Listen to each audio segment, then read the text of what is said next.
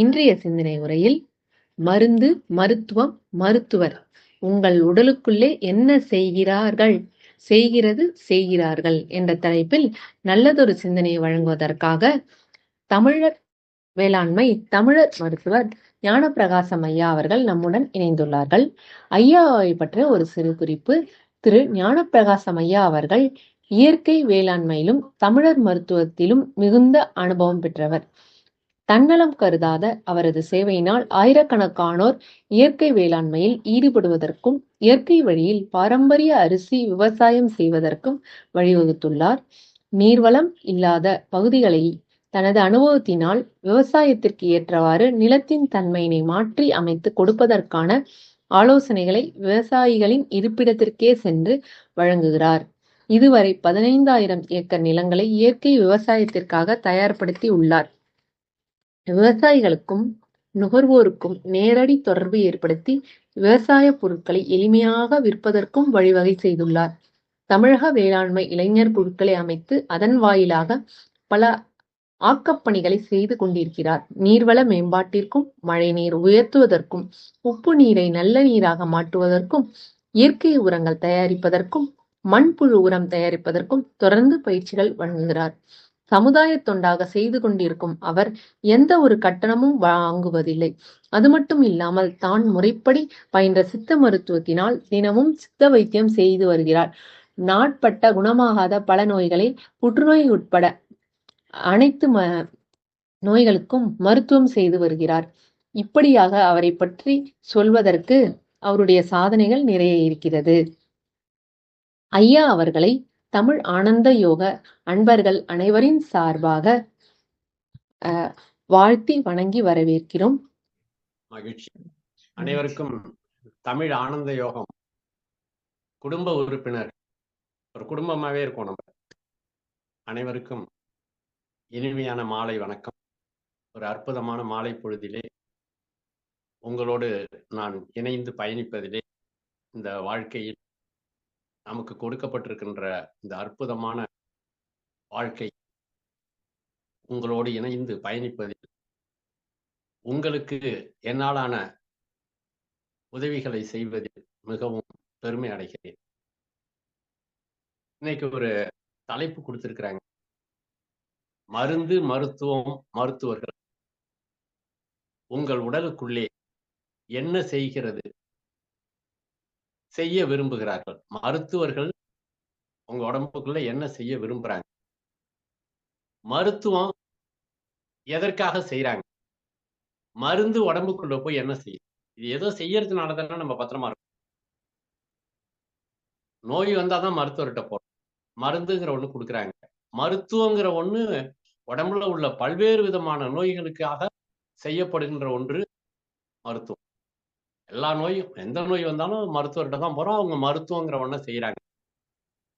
அது நம்ம உடம்புக்குள்ள போய் என்ன செய்யுது, மருத்துவர்கள் என்ன செய்ய விரும்புறாங்க, மருந்து உள்ள போய் என்னங்க செய்யுது. இது மாதிரி யாராவது ஒரு தலைப்புல இது வரைக்கும் பேசி கேட்டிருக்கீங்களா? இதை பத்தி நம்ம சிந்திச்சிருக்கோமா நம்ம வாழ்க்கையில் அப்படின்னா ஒரு கேள்விக்குறி. இவ்வளவு உலகம் பூரா பல்வேறு விதமான மருத்துவ முறைகள் இருக்கு. எல்லா மருத்துவ முறைகளும் மனிதர்களுக்கு வருகின்ற நோய்களை நீக்குவதற்காக, அதற்காகத்தான் மருத்துவம் வருது. ஆனா இது என்ன, எதற்காக இதை செய்கிறார்கள், அதன் முடிவு என்ன, என்ன நோக்கத்திற்காக செய்கிறார்கள், அந்த நோக்கம் நிறைவேறிய பிறகு என்ன நடக்கிறது? இது மாதிரி யாராவது கேள்வி கேட்டிருக்காங்களா, பதில் சொல்லியிருக்காங்களா? நீங்க நினைச்சு பார்த்துறீங்க. ஒரு திரைப்படம் பார்க்க போறோம், பயங்கர பிரச்சனை எல்லாம் வரும். இடையில கடைசியில கதாநாயகன் வந்து வெற்றி அடைஞ்சிருவான். வில்லன் வருவான், பல்வேறு விதமான பெரிய பெரிய ரகலை எல்லாம் நடக்கும், அடித்தடி சண்டை எல்லாம் நடக்கும்.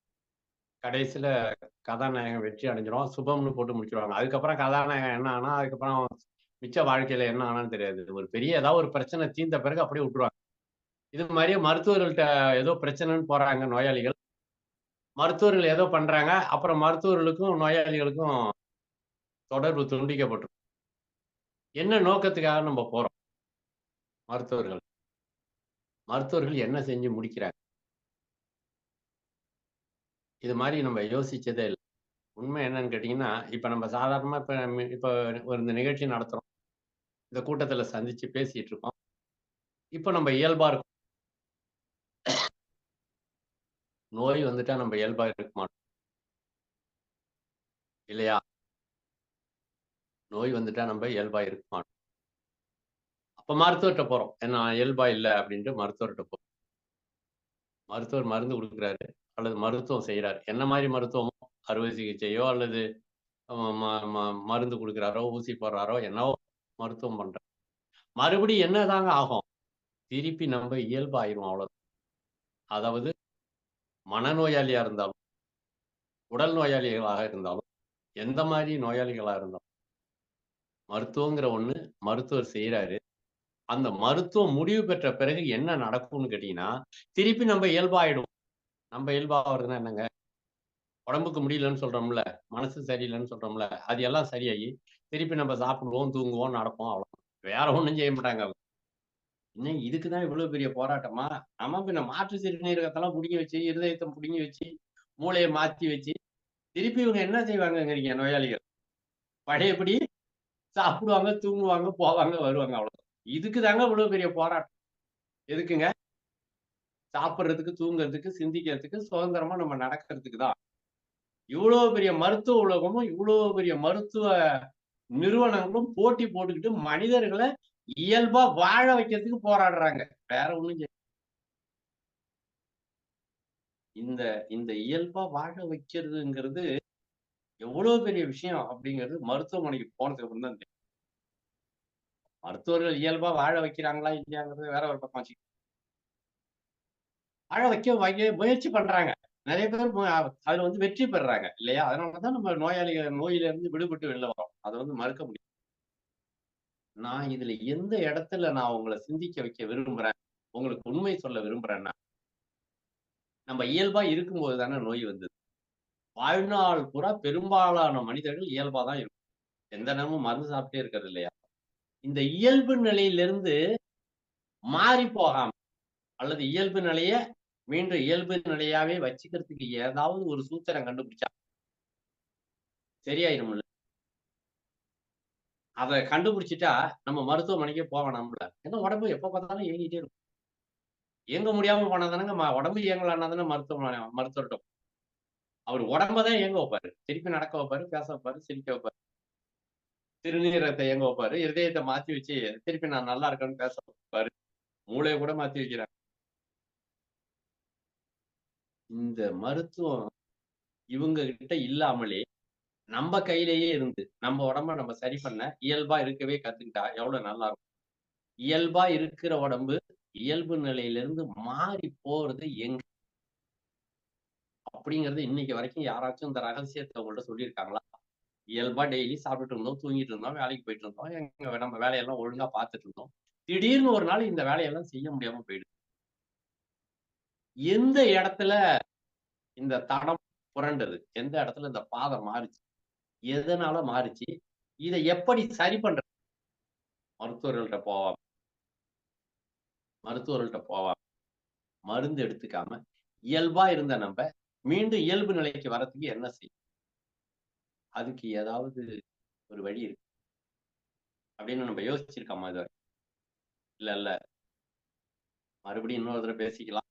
மருந்தும், மருத்துவர்களும், மருத்துவமும் நம்ப உடம்ப நோயாளியோட உடம்ப மறுபடியும் இயல்பு நிலையில கொண்டுட்டு வந்து வைக்கிறதுக்கு தான் இவ்வளவும் தேவைப்படுது.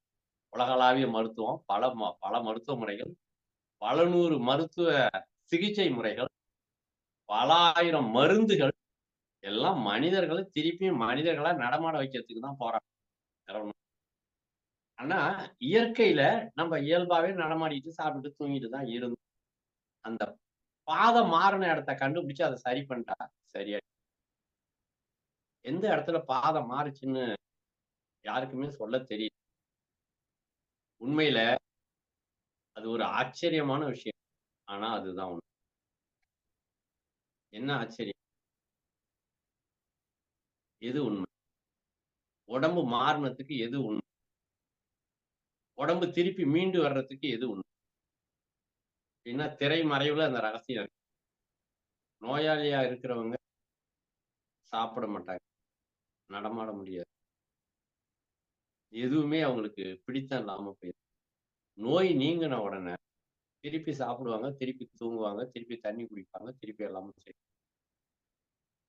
நோய் நீங்கின உடனே என்ன செய்வாங்க? திருப்பி நல்ல முறையில சாப்பிடுவாங்க, நல்லா தூங்குவாங்க, தாகம் எடுக்கும், இயல்பா இருப்பாங்க. இந்த இயல்பா இருக்கிறதுங்கிறது என்னன்னு இப்ப புரியுதா உங்களுக்கு? பசி எடுத்து சாப்பிடணும், தாகம் எடுத்து தண்ணி குடிக்கணும், இயல்பா தூங்கிட்டு இருக்கும். இயல்பா தூங்கி எந்திரிச்சு நடமாடிட்டு இருக்கும். இதுதான் இயல்பு. இந்த இயல்பு நிலை நோய் வந்து தான் மாறி. இந்த இயல்பு நிலையை கொண்டுட்டு வர்றதுக்கு நம்மளே கத்துக்கிட்டா எவ்வளவு நல்லா இருக்கும். நான் ஏற்கனவே சொல்லியிருக்கேன். இந்த உடம்பு வளருவதற்கு காரணம், வாழ்நாள் முழுதும் நோய் இல்லாமல் வாழ்வதற்கு காரணம், மிக முக்கியமான ஒன்று உணவா பசி அப்படின்னு கேட்டா பசி. கடவுளை நீங்க பார்த்திருக்கீங்களா அப்படின்னு உங்களை கேட்டா என்ன சொல்வீங்க? பார்த்திருக்காமீங்க, அல்லது மனசால தான் பார்க்க முடியும், அறிவுல தான் தெரியும். ஆனா அந்த கடவுள், இந்த கடவுள், இப்படி பல்வேறு விதமான கடவுள்கள் அவங்கவுங்க இருக்கிற மதத்துக்கு தகுந்த மாதிரி சொல்லுவாங்க. கடவுள் இருந்து உங்களுக்கு உதவி செய்கிறாரோ இல்லையோ, கருவுல ஆரம்பிச்சு நம்ம பாடையில போற வரைக்கும், கட்டையில போற வரைக்கும், அல்லது கல்லறைக்கு போற வரைக்கும், எப்படி வேணாலும் வச்சுக்கோங்க. பசிங்கிற ஒண்ணு நம்ம கூடவே இயக்க வடிவமாக இருந்து இயங்கிக் கொண்டே இருக்கு. நோய் வந்துட்டா பசி வராது, தாகம் வராது, எதுவுமே உள்ள போகாது. இப்ப நான் இங்க சொல்றதுல இருந்து உங்களுக்கு ஏதாவது கொஞ்சமாவது புரிஞ்சிருக்கணும். பசிங்கிற ஒண்ணு தாங்க எல்லா நோய்கள்ல இருந்து விடுபட்டு முதல்ல வெளியில வரும். அது வந்ததுன்னா தான் உடம்பு இயக்க நிலையில் சாதாரணமா இருக்கும். பசி தாங்க மிகப்பெரிய மருந்து. அன்னைக்கே நான் சொன்னேன். அத சரியா புரிஞ்சுக்கிட்டீங்களா என்னன்னு தெரியல. உயிர் போயிட்டுன்னு எல்லாரும் சொல்லிட்டு இருப்பாங்க. உயிர்னா என்னன்னு கேட்டா யாருக்கும் சொல்ல தெரியாது. பசியும் தாகமும் அற்றுப் போனால் அவன் மரணித்து விடுவான். கொஞ்சம் கொஞ்சமா மரணத்தை நோக்கி அல்லது இறந்த பிறகு பசியும் தாகமும் இல்லாது போய்விடும். அந்த இயக்கம் அற்று பசியும் தாகங்கிறது உடம்புக்குள்ள இருக்கிற பசி வயிற்று மையப்பகுதியிலிருந்து எழும்புகின்ற இந்த வெப்பம் தான் கருவுல இருந்து தொடங்கி கடைசி வரையும் நம்ம கூடவே இருந்து நம்மளுக்கு தெரியாமலே நம்ம உள்ளேயே இருந்து நம்மளை வளர்த்துட்டே இருக்கு. நம்ம எதை சாப்பிட்டாலும் சூடா இருந்து முழுங்கினாலும் சரி, அதிகமான உப்பு இருந்தாலும் கீழே துப்புனா தப்பா நினைச்சுப்பாங்கன்னு அள்ளி போட்டு முழுங்கினாலும் சரி, அடுத்தவங்க கட்டாயப்படுத்துறாங்களேங்கிறதுக்காக வேண்டா விருப்பா உள்ள சாப்பிட்டாலும் சரி, எல்லாவற்றையும் மறந்து மன்னி அல்லது கொன்னே ஒரு உயிரை தூக்கி உள்ள போட்டுக்கிட்டாலும் சரி, கொலை செஞ்சு உயிரோட மேயறதை பிடிச்சி உள்ள போட்டுக்கணும்ல, கொன்னு மென்னு தின்னுடுறோம்ல, அது பாவம் தானே. இன்னொரு உயிரை நம்ம கண்ணுக்கு எதுக்கே கொன்னு உள்ள போட்டுக்கிறோம் பசிங்கிற பேர்ல. பசி இருந்தாலும் பசி எல்லாத்தையும் மறந்து மன்னிக்குது. நம்ம உடம்புக்கு எது எல்லாம் ஒத்துக்குமோ அதையெல்லாம் உடம்போட சேர்க்கும். உடம்புக்கு ஒத்து போவாததெல்லாம் பிரிச்சு வெளியில தள்ளுது. பசி மட்டும்தான் செய்யுது, வேற யாரும் செய்யறது. பசியின் அளவு குறைய குறைய உணவு எடுத்துக்கொள்ளும் தன்மை குறைகிறது, செரித்தல் குறைகிறது. நல்ல பசியோட இருந்தாதான் செரிக்கும். இந்த பசிங்கிறது எப்படி நீங்க கடவுளை கண்ணால பார்க்கலையோ அது போல இந்த பசியையும் கண்ணால பார்க்க முடியாது. இது நம்ம வாழ்நாள் முழுவதும் நம்ம கூடவே நமக்குள்ளேயே இருக்கு. ஒவ்வொரு உயிருக்கும் இயற்கையால் அல்லது கடவுளால் கொடுக்கப்பட்ட மிகப்பெரிய வாரம் பசி, உணவு. பசிக்கு நம்ம பயந்துகிட்டு வேற எதையோ புடிச்சு பசிக்கு கொடுத்தோம். இந்தா என்ன ஒண்ணும் பண்ணாத, இதை பிடிச்சிக்க அப்படி. அதுதான் ஒண்ணு. இந்த பசியின் அளவு எப்பெல்லாம் குறையுது அப்பெல்லாம் நம்ம மரணத்தை நோக்கி ஒரு அடி எடுத்து வைக்கிறோம். மரணத்தை நோக்கி நகர். சரியா? இந்த அடிப்படை புரியணும். அப்போ பசியை நீங்க எழுப்பிட்டீங்கன்னா நோயிலிருந்து விடுதலை ஆகலாம். சென்ற ஆண்டுக்கு முதல் ஆண்டுன்னு நினைக்கிறேன். கேன்சர் செல்களை பசி கொல்லுகிறது, பசி அழிக்கிறது அப்படின்னு சொல்லி நிரூபிச்சு 3 பேர் 3 பேரு நோபல் பரிசு வாங்கியிருக்காங்க. கேன்சருக்கு மருந்தே இல்லை இன்னைக்கு வரைக்கும். அடையாறுல கேன்சர் ரிசர்ச் இன்ஸ்டிடியூட்னு ஒண்ணு வச்சிருக்காங்க அப்படின்னு நான் கேள்வி. கேன்சர் மருத்துவமனை தானே சொல்லணும். ஏன்னா மருத்துவமனைனா குணப்படுத்தினா மட்டும்தான் மருத்துவமனைன்னு பேர் வைக்கணும்.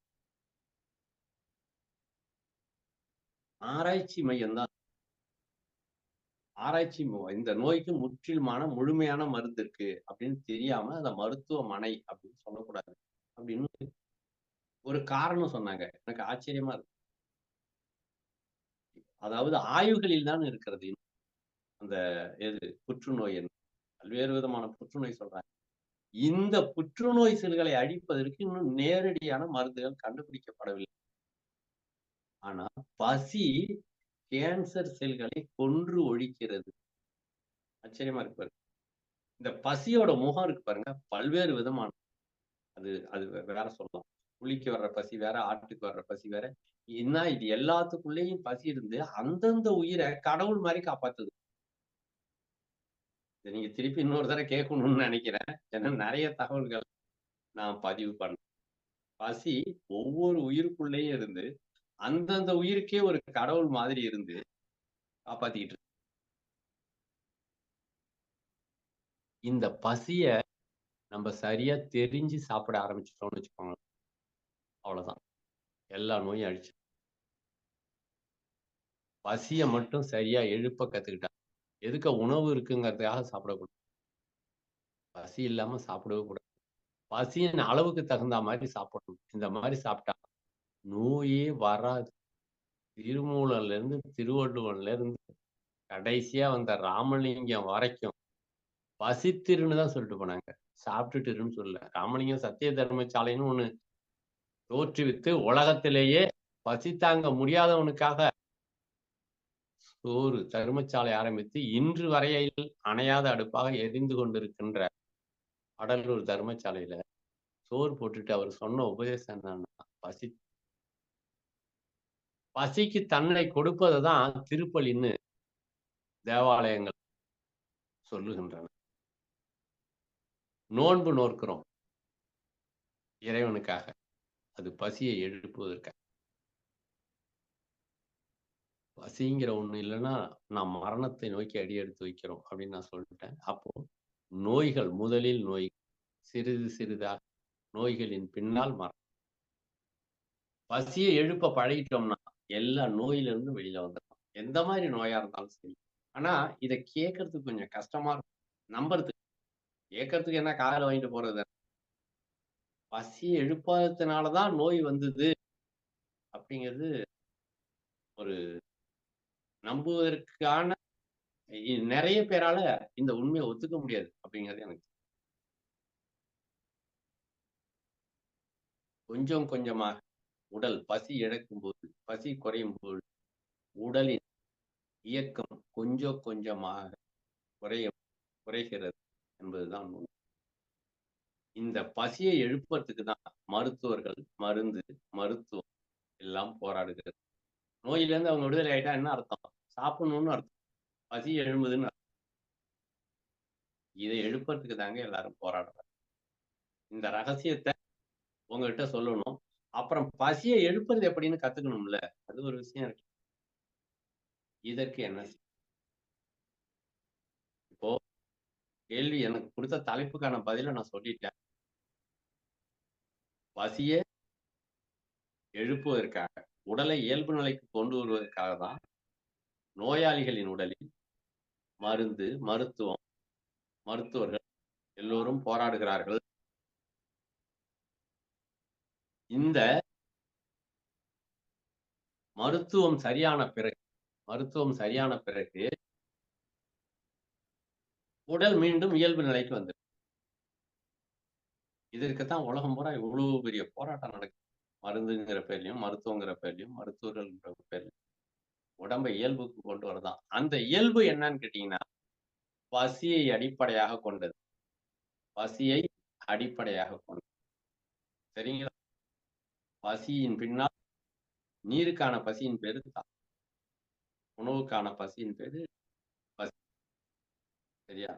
இந்த பசியை எழுப்பினாதான் நம்ம ஆரோக்கியமா இருக்க முடியும். இதுக்காகத்தான் மருத்துவர்கள், மருத்துவம் எல்லாம் செயல்படுகிறது. இது உடலில் உள்ள இந்த நீங்க சொல்லுவாங்கல்ல, இந்த சூக்கும உடல், காரண உடல், ஸ்தூல உடல், ஆன்ம என்னென்னவோ பல்வேறு விதமா பிரிச்சு பேசுறாங்க பாருங்க. எல்லாமே இந்த பருப்பொருள், இந்த உடல், காயம் என்ற ஒன்று இல்லாமல் நாம் எதையும் உணர முடியாது. இந்த உடல் இல்லாமல் நாம் எதையும் உணர முடியாது. சரியா? இந்த உடலை சீரமைப்பதுதான் பசியின் நோக்கம். சரியா? இத புரிஞ்சுக்கணும். சரியா? இப்போ சந்தேகம் எதுவும் இருந்தா கேள்வி பதிலா பேசலாம். எனக்கு அது ரொம்ப விருப்பம். ஏன்னா நெறைய நான் பேசிட்டு இருக்கிறத விட, உங்களுக்கு பல்வேறு விதமான ஐயங்கள் அது உள்ள வரதுக்கு வாய்ப்பு இருக்கு. அதனால பசிய எழுப்புறத பத்தி, அல்லது நீங்க சொன்னது தவறு. பயப்படாம பேசுங்க.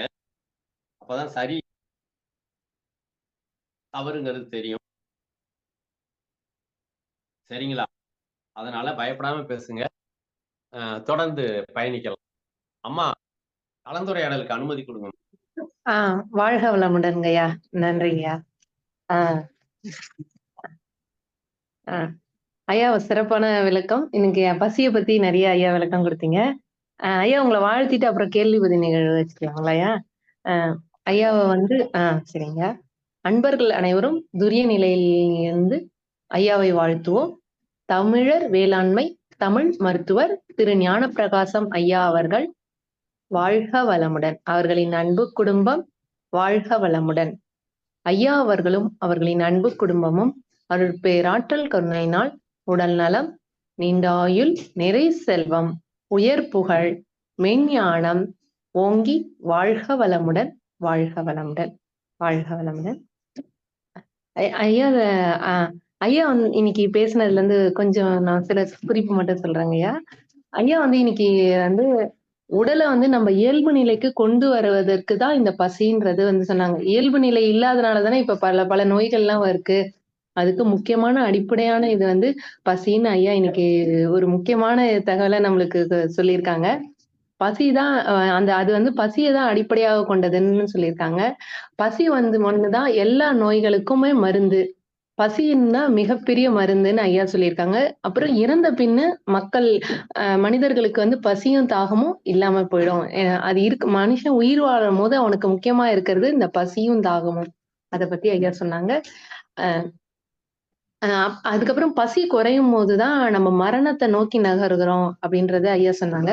அப்புறம் கேன்சர் செல்கள வந்து இந்த பசி வந்து அழிக்குதுன்ட்டு 3 பேர் கண்டுபிடிச்சு அவங்க நோபல் பரிசெல்லாம் பெற்றிருக்காங்கன்னு ஐயா சொல்லியிருக்காங்க.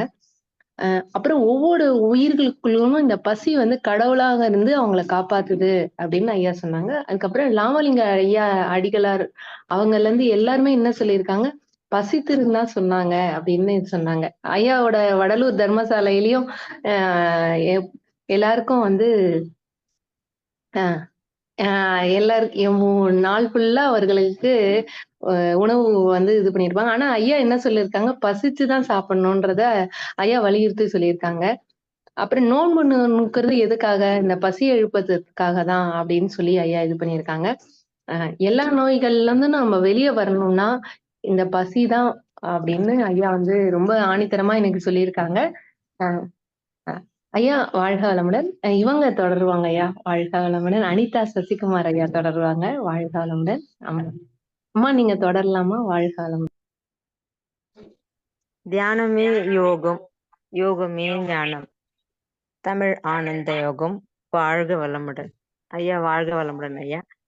மிக சிறப்பாக இருந்த ஐயா உங்க உரை. ஆனா இடையில இருந்தா எனக்கு கேட்க வேண்டிய சூழல் ஆயிடுச்சு. வெளியில இருந்து வந்தாங்க ஐயா. இருந்தாலும் பசியை பற்றிய நிறைய ஐயப்பாடுகள் எங்க குடும்பத்துல எல்லாருக்குமே இருக்குங்க.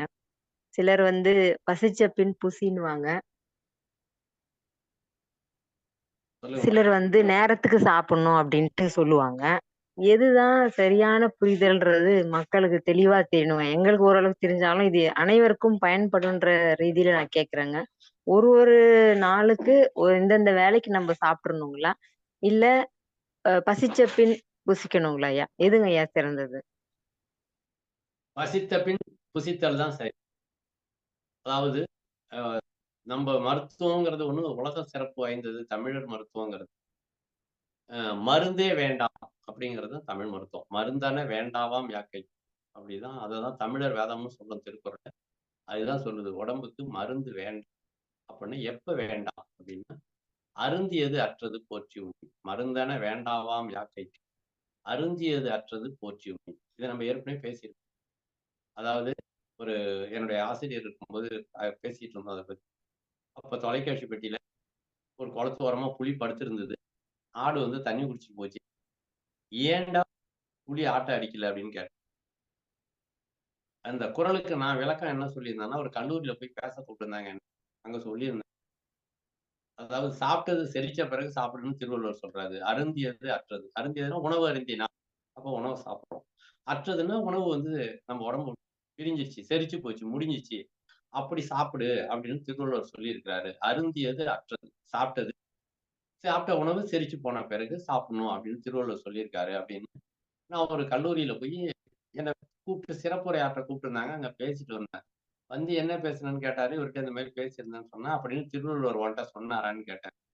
பின்ன அதுக்கு என்னதான் அர்த்தம்ன்னு கேட்டேன். அப்பதான் தற்செயலா தொலைக்காட்சி பார்த்தோம் அந்த காட்சி. புலி ஒரு குளத்தங்கரையில படுத்து கிடக்கு காட்டுல. ஆடு வந்து தண்ணி குடிச்சிட்டு போகுது. புலி வந்து ஆட்ட அடிக்கவே இல்ல. "ஏன்டா புலி ஆட்ட அடிக்கல?" அப்படின்னு கேட்டாரு. "அ என்னமோ தெரியல அதுக்கு. உடம்பு சரியில்ல போல இருக்குன்னேன்." "இல்ல நல்லா வாழ ஆட்டிட்டு தான் படுத்திருக்கு பாரு" அப்படின்னு. "அதுக்கு புடிக்கல. அதுக்கு வேணாம் போல இருக்கு." "ஏன் வேண்டாம்?" அப்படின்னு கேட்டாரு. "ஏன் ஆட்ட வேணாங்குது புலி?" அப்படின்னு. அப்புறம் தான் கடைசியா சொன்னேன். "புலிக்கு பசிக்கல போல இருக்கு." அப்பதான் தெரிஞ்சது. "சரி இப்ப சொல்லு. புலி ஆட்ட புலி திங்குதா? பசி திங்குதான்னு கேட்டேன். ஆமா பசி தான் ஆட்ட திங்குது. புலி திங்கல. ஏன்னா புலிக்கு இப்ப வேண்டாம். புலிக்கு உடம்பு சரியில்ல. எப்படி திங்கும்? அல்லது புலிக்கு பசி இல்ல. எப்படி திங்கும்? அப்போ பசி என்பதுதான் ஒரு உயிரை, ஒரு உடலை இன்னொரு உடலாக மாற்றுகிறது. ஒரு உயிரை இன்னொரு உயிராக மாற்றுகிறது. பசி உடலையே மாத்துது பாருங்க. ஆட்ட வந்து புலியாவே மாத்திடுது. நம்ப கருவையா சாப்பிடுறோம். நம்ப கருவ சாப்பிடுறது இல்ல. நெல்ல சாப்பிடுறோம், கோதுமைய சாப்பிடுறோம், ஆட்ட சாப்பிடுறோம், கோழிய சாப்பிடுறோம். அந்த உடல்களை நம்முடைய உடலாக பசி மாற்றுகிறது. அது சாப்பிட்டு தானே வளருது. இப்போ பசி என்பது இதுவரைக்கும் நீங்க பார்த்து கொண்டிருந்த பசிக்கும், இப்போது நீங்கள் அறிந்து கொள்ளுகின்ற பசிக்கும் நெறைய வேறுபாடு இருக்கு. முதல்ல புரிஞ்சுக்கோங்க. பசிங்கிறது விளையாட்டு கிடையாது. பசிங்கிறது இப்ப நம்ம வாயில பூந்து புறப்படுறதுனாலேயே உங்களுக்கு ரொம்ப சாதாரணம்னு நீங்க நெனைச்சீங்கன்னா, அதை விட அறியாமை ஒண்ணும் கிடையாது. எனக்கும் சேர்த்தே சொல்றேன். பசியினுடைய அந்த உச்சபட்ச ஆற்றல், மிக உயர்ந்த ஆற்றல், அதனுடைய பலன் இதெல்லாம் புரிஞ்சுக்கணும். பசி இல்லாம சாப்பிட்டீங்கன்னா, கண்டிப்பா அந்த உணவு உடலை சேராது. அந்த உணவும் எப்படி உணவா இருக்கும்னு கேட்டீங்கன்னா, ஒரு 50% உடல்ல சேரும். 20% சேரும். 10% சேரும். அப்பன்னா உடம்புல சேர்ந்துருச்சுன்னு அர்த்தம் கிடையாது. உடல்ல சேர்றதே சேராமலும் ஒரு அரை தூக்கத்துல நடக்க விட்டீங்கன்னா எப்படி இருப்பான் ஒரு மனுஷன்? சரியா போவானா பாதையில? சரியா கண்ணு தெரிஞ்சு தெளிவான சிந்தனையோட போனா தானே போவான். அந்த மாரி முழுமையான பசியோட உணவு எடுத்தீங்கன்னா தான், அந்த உணவு முழுமையான உடல் திசுக்களாக, உடலில் சத்துக்களாக மாறி உடம்புல சேரும். இல்லாட்டினா, அப்படியே கொஞ்சம் கொஞ்சம் சேர்ந்ததும் சேராததுமா 50%, 40%, 30%ன்னு இருக்கும். இதுலயும் சேராம, அதுலயும் சேராம 2 கெட்டானா சரியா? இன்னும் ஒரு அருமையான உதாரணம் சொல்றேன். பசி இல்லாம மறுபடியும் புரிஞ்சுக்கோங்க. பசிக்காம சாப்பிடக்கூடாது. இத வந்து அனுபவிக்கணுங்க. ஒரு வண்டி ஓட்டுறதுன்னு வச்சுக்கோங்களேன். வண்டி ஓட்ட கத்துக்கிட்டா எவ்வளவு சுகமா இருக்கும். அப்படியே காத்துல மிதந்து போகும். மிதிக்கவே வேணாம். அப்படியே காத்துல எப்படி உல்லாசமா போகும் தெரியுமா? அப்படின்னு சொல்றோம்னு வைங்க. நீங்க அத ஓட்டி பார்த்தா தான் தெரியும். அது மாரி ஒரு மிக உயர்ந்த உணவ பத்தி பேசுறோம். சாப்பிடாம அத தெரிஞ்சுக்க முடியாது. அதுல எல்லாத்தையும் விட உங்க உடம்பையும், உயிரையும் காப்பாத்துறதோட இல்லாம, உங்களுடைய லட்சியத்தெல்லாம் நீங்க நிறைவேத்தணும் அப்படின்னு ஆசைப்பட்டீங்கன்னா, பசிங்கிறத முதல்ல உணர முயற்சி பண்ணணும். இது ரொம்ப முக்கியம். இது இல்லாம நம்ம ஜெயிக்கவும் முடியாது. வாழ்க்கையிலே ஜெயிக்க முடியாது. பசி இருந்ததுன்னா, பசி மனிதர்களுக்கு மட்டும் இல்ல, எல்லா உயிருக்கும் பொதுவானது. அதான் சொன்னேன் ஒரு 5000 வருஷம் உயிரோட இருக்கிற மரம் செத்து போச்சுன்னா என்ன அர்த்தம்? அதுக்கு பசியும், தாகமும் இல்ல. இத சென்ற கூட்டத்திலேயே சொல்லியிருக்கோம் நம்ம. 5000 வருஷம் வரைக்கும் மரம் உயிரோட இருந்தா அதுக்கு பசியும், தாகமும் இருக்குது. தண்ணி குடிக்குது, வளருது. பசியும், தாகமும் இல்லன்னா 5000 வருஷம் மரமும் செத்துரும். அப்புறம் கரையான் திங்கும், பூச்சி திங்கும், வண்டு திங்கும், எது எதோ திங்கும். எல்லாத்துக்கும் மேல பூமியே தின்னும். பூமி பெரிய பசி தெரியுமா உங்களுக்கு? இதுவரைக்கும் உருவான எல்லா உயிரையும் சாப்பிட்டு பூமி. பசி என்பது பிரபஞ்சத்தை சார்ந்து நிற்கின்ற ஒரு மாபெரும் இயக்க ஆற்றல். இந்த டெஃபனிஷன நல்லா காதுல வாங்கிக்கோங்க. இந்த இந்த இந்த இலக்கண அமைப்பு, இலக்கண விதி. பசி என்பது பிரபஞ்சத்தை சார்ந்து நின்று இயங்கிக் கொண்டிருக்கின்ற ஒரு மாபெரும் இயக்க ஆற்றல். இயக்க வடிவமானது பசி. சரியா? இயக்க வடிவமான ஒரு பொருள் தான் பசி. அதுதான் நமக்குள்ளே இருந்து இயங்கிக் கொண்டிருக்கிறது. இந்த உடலை இயக்குகிறது. அத சரியா செயல்பட நம்ம அனுமதி குடுக்கணும். அதற்குத்தான் பசி வந்த பிறகு உண்ண வேண்டும். பசித்து புசி. அதுதான் சரி. டைம் பார்த்து சாப்பிடுறது சரியில்ல. டைம் பார்த்து சாப்பிடாம எனக்கு அல்சர் வந்துட்டுங்கிறது முற்றிலும் பொய். அத விட ஒரு கேலி கூத்தான சொற்றொடரே கிடையாது. பசி வந்து எனக்கு குடல்ல புண்ணு ஆயிட்டுன்னு சொல்றாங்க பாருங்க. என்ன சொல்றது? அத விட ஒரு அறியாமை ஒண்ணும் கிடையாது. பசி வந்துன்னா வயிற்றிலிருந்து வெப்பம் மேல் நோக்கி எழும்பும். குடலுக்கு ஓய்வு கொடுத்த பிறகு குடல் வந்து அடுத்த வேலைக்கு தயாராகும். இந்த பசி எழும்புறதுக்கு தாங்க எல்லா வகையிலும் ரத்தத்துல ஊசி போட்டாலும் சரி, நீங்க சிறுநீரகத்தை மாத்தி வச்சு ரத்தத்தை ஓட விட்டாலும் சரி, அல்லது மூளைக்கு தகவல் அனுப்பி மூளையை இயங்க வச்சாலும் சரி, பசி இல்லாட்டினா மூளையே வேலை செய்யாது. கொஞ்சம் அதிகமா சாப்பிட்டீங்கன்னா தூக்கம் வந்துடும் பாருங்களா. தூக்கம் வரும்போது மூளை வேலை செய்யுமா? வேலை செய்யாது. தூக்கத்துல மூளை வேலை செய்யாது. எப்பெல்லாம் மூளைக்கு தெரியலையோ அப்பெல்லாம் செத்துட்டோம்னு அர்த்தம். நம்ம செத்ததுக்கு அப்புறமும் நம்ம மூளைக்கு தெரியாது. தூக்கத்திலையும் தெரியாது. அதே மாதிரி உணர்வு நிலை, கோமா ஸ்டேஜ், அங்க போனாலும் மூளைக்கு தெரியாது. இப்போ மூளைக்கு தெரியணும்னா கூட பசி வேணும். கொஞ்சம் அதிகமா சாப்பிட்ட உடனே தூக்கம் வந்து அப்ப என்ன அர்த்தம்? பசி அழிந்து விட்டது. அதுதான் அங்க. அப்ப அருந்தியது எதுன்னு கேட்டேன் எங்க வாத்தி. புலி சாப்பிட்டுதா பசி சாப்பிட்டு? பசி தான் சாப்பிட்டு. அப்போ அருந்தியது பசி. ஆட்ட தின்ன உடனே புலி வயித்துல என்ன அழியும்? பசி அழியும். பசி தாங்க முடியாத பசி வந்து ஆட்ட சாப்பிட்டது. ஆட்ட சாப்பிட்டது பசி சமமாயிட்டு. அருந்தியது பசி, அற்று போனதும் பசி. அதை போற்றி உண்ணு அப்படின்னு சொல்றான் திருவள்ளுவர். பசித்து புசின்னு சொல்ல திருவள்ளுவர். போற்றி உணின். அருந்தியது பசி, அற்று போனது பசி, அதை போற்று. பசியை போற்று. போற்றி உண்டால் மருந்தென வேண்டாவாம் யாக்கை. அருந்தியது அற்றது, போற்றி உணின் மருந்தென வேண்டாவாம் யாக்கைக்கு. இதை தூக்கி முன்னாடி போட்டுக்கணும் இந்த வயசு. அருந்தியது பசி, அற்று போனது பசி, உண்ணுவதும் பசி. அதை போற்றி உண்டால் மருந்து வேண்டாம். ஆக பசியை போற்றும். நல்லா பசிச்சுன்னா உண்மையிலே வேர்க்கும். தோலை கடந்து வியர்வை வெளியாகும்.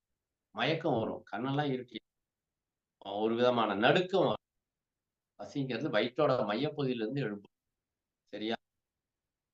இப்போ உங்களுக்கு போதுமான விளக்கம் கொடுத்துட்டேன்னு நினைக்கிறேம்மா. நன்றிங்க ஐயா. சிறப்புங்க ஐயா. ரொம்ப இனிமையா இருந்தாலும் விளக்கமா இருந்தது. அனைவருக்கும் புரிஞ்சிருங்க. ஐயா இப்போ வந்து நம்ம வீட்ல இருக்கிறவங்க அந்த மாதிரி செய்யலாம். இல்ல வயக்காட்டுல இருக்கவங்க அந்த மாதிரி பசிச்சது சாப்பிடலாங்க ஐயா. இப்போ ஆபீஸ்ல ஒர்க் பண்றவங்க, இல்ல வெளியில டிராவலிங் பிசினஸ் தொழில்ல இருக்கிறவங்க, கம்ப்யூட்டர்ல வேலை செய்யறவங்க எல்லாம், கம்பெனில வேலை செய்யறவங்க அந்த நேரத்துக்கு தானங்க ஐயா வெளியில வந்து சாப்பிட முடியும் அவங்க. பசிக்கும் போது அந்த நேரம் அவங்க வெளியில போய் சாப்பிட முடியாத மாதிரி இருக்கும் சூழல் இருக்கும். இப்ப நிறைய வெளியில வேலைக்கு போறவங்க முக்காவாசி பேரோட சூழல் இப்படிதாங்க ஐயா இருக்கு. அப்ப அவங்க என்னங்க ஐயா செய்வாங்க? ரொம்ப அருமையான கேள்வி இது. அப்போ அவங்க மணிக்கணக்குல தான் அவங்களுக்கு நேரம் கொடுக்குறாங்க. அப்பதானே அவங்க சாப்பிட்டுக்கணுங்கிறீங்க. பசி இல்லைன்னா அடுத்த வேலை வரைக்கும் காத்திருந்தா சரியா வச்சு. ஒரு வேளை உண்பான் யோகி, இரு வேளை உண்பான் போகி, 3 வேளை உண்பான் ரோகின்னு சொல்லுது தமிழ். ரோகம்னா சயரோகம் அப்படின்னா நோய். ரோகம்ங்கிறது 2 வேளை உணவு. பசியை எழுப்பணுங்கிற நோக்கத்துல இருந்தாங்கன்னு வச்சுக்கோங்களேன். பசிச்சு சாப்பிடணுங்கிற நோக்கத்துல இருந்தாங்கன்னா, பசி உடனே கொன்னுடாது. பசி வந்த உடனேயே சாப்பாடு போடணுங்கிற உங்களுடைய கருத்து கணிப்பை பாருங்களேன். எவ்வளவு ஆழமா உங்க மனசுல இருக்குது பாருங்க அந்த உண்மை. பசி வந்துட்டுனா உடனே சாப்பிடணும்ல. அவங்களுக்கு பசி வந்து 12 மணிக்கு தானே டைம் குடுக்குறாங்க. சாப்பாடு டைம் 12ல இருந்து 1. திடீர்னு 3 மணிக்கு பசி வந்துட்டுனா அவங்க என்ன பண்ணுவாங்க? உடனேயே கண்ணு காதெல்லாம் இருட்டிறாது. உடனே கீழ விழுந்துட மாட்டாங்க தடுமாறி. பசி என்பது போற்றுதலுக்குரியது. பசி எடுக்குது ரைட்டு. சாப்பிடணும், சாப்பிடணும், சாப்பிடணும், சாப்பிடணும். அவ்வளவுதான். அடுத்தது வாய்ப்பு கிடைக்கும்போது சாப்பிட்டுருவாங்க. ஒண்ணும் தப்பு வந்துடாது. பசியவே இவங்க கண்ணால பார்க்கல. பசி வந்தா உடனே உணவு வைக்கணுங்கிற இடத்திலேயே நீங்க இருக்கீங்க பாருங்க. ஐயா இது பசி பெண்களுக்கு அவங்களுக்கு தான் உடைய குணம் ஐயா. இது அப்படிதான் யாருன்னா நம்ம இல்ல இயல்பா பசிங்க எல்லாருக்குமே அப்படிதான். அப்படிதாங்க பேசுங்க. தவறுதலா தாங்க அது புரிஞ்சிருக்கு. உலகம் பூரா பசி வந்துன்னா உடனே உணவை உள்ள திணிக்கணுங்கிறதுலயே தான் நம்ம புரிதல்லே இருக்கோம். பசி வந்ததுன்னா நல்லா பசிக்குது. நல்லா பசிக்குது சாப்பிடணும். நல்லா சாப்பிடணும். பசி பயங்கரமா பசிக்குது. எத தின்னாலும் சரி. பசி அப்ப நீங்க நல்லா இப்ப பசிக்குது. சொல்றப்பவே அந்த பசிய கொஞ்சம் அந்த உணர்ச்சிய நம்ம அனுபவிக்கணுன்ற மாதிரி தோணுது. அதையும் ரசிச்சுட்டு பசி வந்தா எப்படியெல்லாம் உடல்ல இருக்குது, அதையும் ரசிச்சுட்டு அதுக்கப்புறம் சாப்பிடணுன்றீங்க ஐயா. நோயெல்லாம் தெரிச்சிரும்டா உண்மையில. பசி மட்டும் இல்லாம நான் எவ்வளவு அவஸ்தைப்பட்டுருக்கேன் தெரியுமா? இப்ப சமீபத்துல போன கூட்டத்துல கூட உங்களுக்கு தெரியும். ஐயா வந்து நன்மணி ஆமா. ஐயா வந்து, "ஐயா போதுங்க ஐயா, போதுங்க ஐயா." உண்மையில ஆமா. டைபாய்டுங்கிறது ரொம்ப குடல் நேரம் சம்பந்தப்பட்ட நோய். குடல் ஆமாங்க. சம்பந்தப்பட்ட நோய். குடலமைய தான் டைபாய்டுன்னு சொல்லுவாங்க. அது குடல்ல பூத்து பூத்து ஃபங்கஸா உருவாயிட்டு இருக்கும். ஒரு பூஞ்சை மாரி. அப்ப எனக்கு பசிய எழுப்புறதுக்கு நான் போராடிட்டு இருக்கும்போது, உடல்ல வேற ஏதோ உண்டாயிட்டு இருக்கு. அதோட பெரிய போராட்டம் என்னுடைய எந்த பணியவும் நிறுத்த முடியல. சுற்றுப்பயணத்த நிறுத்த முடியல. என்னுடைய சொந்த அலுவல நிறுத்த முடியல. எந்த வேலையும் நிறுத்த முடியல. எல்லா வேலையும் செஞ்சுட்டே இருக்கேன். சாப்பாடே இல்ல. ஆனா ஒரு வேலையும் நிறுத்த முடியல. இப்ப பாருங்க நான் என்னுடைய அந்த அப்படியே தலைகீழா மாறி இருக்கேன் பாருங்க. ஏன்னா பசிய எழுப்பி இதுதான் உண்மை. இன்னொரு விஷயம் சொல்லியிருக்கேன் நான் உங்கள்ட்ட. முதலமைச்சர் கையால பாராட்டு பத்திரம் வாங்கினவன்னு சொல்லியிருக்கிறேன். எங்க போயும் குழந்தை பிறக்கல. கருவ எடுத்து வச்சு பார்த்து கூட குழந்தை பிறக்காத ஒரு தம்பதி. கடைசியில மனசு உடைஞ்சு போய் ஏன்னா கருவ வச்சு பார்த்தும் முடியல. அதனால அவங்க விட்டுட்டாங்க. அந்த தம்பதிக்கு பசிய எழுப்பி தாங்க கருவ உண்டாக்கணும். ஒரு எளிமையா ஒரு உதாரணம் சொல்றேன் பாருங்க. ஒரு தென்னை மரம் வச்சிருக்கு. எல்லா தென்னை மரமும் காய்க்குது. ஒரே ஒரு மரம் மட்டும் சரியா காய்க்கல. குறும்பை எல்லாம் கொட்டிடுது. அதான் வைக்கிற பிஞ்செல்லாம் கொட்டிடுது. இன்னும் சின்னதா கூட ஒரு உதாரணம் சொல்லலாம். ஒரு கத்தரி செடி வைக்கிறோம். கத்தரி செடி வைக்கிறோம். கத்தரி செடிக்கு எல்லா கத்தரி செடியும் காய்க்குது. ஒரே ஒரு கத்தரி செடி மட்டும் காய்க்க மாட்டுது. என்ன காரணங்க? அப்படியே மரத்து போய் நிக்குது. ஒரு விவசாயி என்ன செய்வான்? நல்லா களை வெட்டி கொத்திட்டு, நெறைய உரம்லாம் வச்சு, தண்ணி வச்சு, மறுபடியும் விட்டா, கத்திரி செடி மறுபடியும் வைக்கும். பூ வைக்கும், பிஞ்சு வைக்கும். அப்புறம் பிஞ்செல்லாம் தொங்கும். தென்னை மரத்துக்கும் அதே மாரி நல்லா களை வெட்டி, காய வச்சு, வேர் பகுதியில நல்லா கொத்தி விட்டு, மறுபடியும் நெறைய குப்பை, செத்த உரம்லாம் போட்டு, மறுபடியும் தண்ணி வச்சான்னு வச்சுக்கோங்க. இப்ப என்ன செய்யும்? நெறைய பிஞ்செல்லாம் வச்சிரும். குறும்ப கொட்டாது, காய் வந்துரும். எங்க இருந்துங்க அதுக்கு வந்து உயிரணுக்கள் உருவாச்சு? பிசிகல்ச்சர் படிச்சான் நான் உழவன். ஒரு தோட்டத்து விவசாயி. களை வெட்டுனான். களை வெட்டுறதுன்னா என்ன? அதனுடைய களைப்பை அப்புறப்படுத்துது. எது களைப்பு? சாப்பிடாம மத மதன்னு இருப்போம் பாருங்க. அதுதாங்க களைப்பு. எல்லாரும் தப்பா சொல்லிக் குடுப்பாங்க உங்களுக்கு. களைச்சு போயிட்டான்னா, பசி வந்து களைச்சு போயிட்டான். இல்ல. சாப்பிடாம மத மதன்னு இருக்கிறதே களைப்பு தான். பசி எடுத்தா சுறுசுறுப்பு. பசி இல்லாம கிடக்கிறது தான் மத மதன்னு கிடக்கிறது தான் களைப்பு. அப்படியே என்ன 2 கட்டான பொண மாரி கிடக்கிறது. அப்படியே கடந்த இடத்திலேயே கிடக்கிறது. உடம்ப அப்படியே போட்டு வச்சிடுறது கீழ. எழுந்திரிக்க சொன்னா எழுந்திரிக்கிறதே இல்ல. அது உடம்பு சௌரியத்துக்கு நம்ம போறது. நம்ம சௌரியத்துக்கு உடம்பு வராது. பசி இருந்தா உங்க சௌரியத்துக்கு உடம்பு கேட்கும். சரியா? இந்த மாரி பசிய எழுப்பணும். இந்த பசிய எழுப்புறதால தான் அந்த தம்பதிகளுக்கு குழந்தைய உருவாக்க முடியுது. ஒரு கத்தரி செடிய காய்க்க வைக்க முடியுது. ஒரு தென்னை மரத்துல பிஞ்சே வைக்காத மரத்துக்கு பசிய எழுப்புறது மூலமா விதைகள உருவாக்க முடியுது. காய்கள உருவாக்க முடியுது. பூக்கள உருவாக்க முடியுது. பசிங்கிறது ஒரு அற்புதமான, அதிசயமான ஆற்றல். இறக்கும் வரையில் நாம் பார்க்கவே பார்க்காமல், நாம் தெரிந்து கொள்ளவே தெரிந்து கொள்ளாமல், நாம் வாழ்நாளில் கொஞ்சம் கூட சிந்திக்காமல், கடவுளை விட கடவுள நம்ம பார்த்ததே கிடையாது. கடவுள் நம்மளுக்கு உதவுனாரா இல்லையா? ஆனா பசி தன்னை கடைசி வரையில் ஒவ்வொரு உயிரும் பார்க்குமா என்று ஏங்கிக் கொண்டு அவர்களுடனேயே பயணிக்கிறது. வாழ்நாள் முழுவதும் அவர்களுடைய தந்தையை விட, தாயை விட, கணவனை விட, குழந்தைகளை விட, உயிர் நண்பர்களை விட கடவுள் செய்றாரோ இல்லையோ, பசி செஞ்சபடியாவே இருக்கு. உங்க உயிரையும், உடம்பையும் காப்பாத்துனபடியாவே இருக்கு. அத கொஞ்சம் கூட திரும்பி பார்த்ததே இல்லைங்க நம்ம. இத நான் சொல்லலன்னா, எ அதாவது என்ன விட அ குற்றவாளியே யாரும் இல்ல. இந்த பசிங்கிற ஒண்ணு. நம்ம நெனச்சு பார்த்ததே கிடையாது வாழ்நாள். மற்றவங்களுக்காக சாப்பிடுறோம். பெருமைக்காக சாப்பிடுறோம். நண்பர்களுக்காக சாப்பிடுறோம். சமூக அந்தஸ்துக்காக சாப்பிடுறோம். இப்படி பல்வேறு விதமா உரைக்குதுன்னு கீழ துப்புனா தப்பா போயிடும்னு அப்படியே முழுங்கிருவோம். உப்பு அதிகமா இருந்ததுன்னு சொல்லாம கீழ துப்புனா தப்பாயிரும். அப்படியே முழுங்கிருவோம். சுட சுட முழுங்கிருவோம். சாப்பிட்டுட்டு வந்திருப்போம். அடுத்தவங்க புடிவாதம் பிடிப்பாங்க. திருப்பி அது மேலேயே சாப்பிடுவோம். வயித்துக்குள்ள இருக்கிற பசி மௌனமா எல்லாத்தையும் ஒரு கையில புண்ணு இருந்து அதுல உப்பு போட்டீங்கன்னா, எப்படி எரியும்னு தெரியும். ஆனா உப்ப குடலுக்குள்ள தள்ளிருவோம். கொஞ்சம் உப்பு கரிக்குது. கீழ துப்ப முடியாது. அடுத்த வீட்டுக்கு வந்திருக்கிறோம். தப்பா நெனச்சுப்பாங்க. அப்படியே முழுங்கிருவோம். யார் நீங்க முழுங்குவீங்க. அத யார் சுமக்கிறா? உங்க குடல்.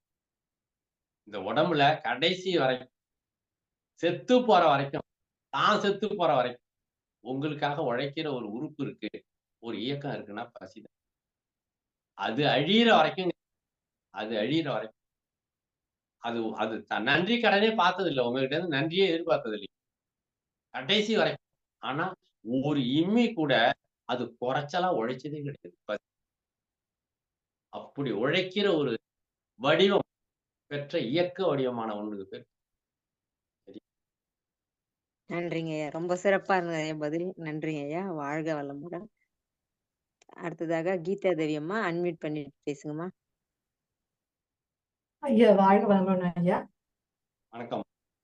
வணக்கம் ஐயா. ரொம்ப அருமையா சொன்னீங்க பசி பத்தி. இவ்வளவு விஷயம் சொன்னீங்க பசியை பத்தி. நாங்க பசிச்சு சாப்பிடுறோம். சம்டைம்ஸ் பசிக்காதையும் சாப்பிடுறோம் நாங்க. டைம் ஆயிடுச்சுன்னு. ஆக்சுவலா ஒரு 2, 3 கேள்வி இருக்கு ஐயா. என்னன்னா, இப்ப என்னோட பொண்ணு வந்து 13 வயசு ஆகுது ஐயா.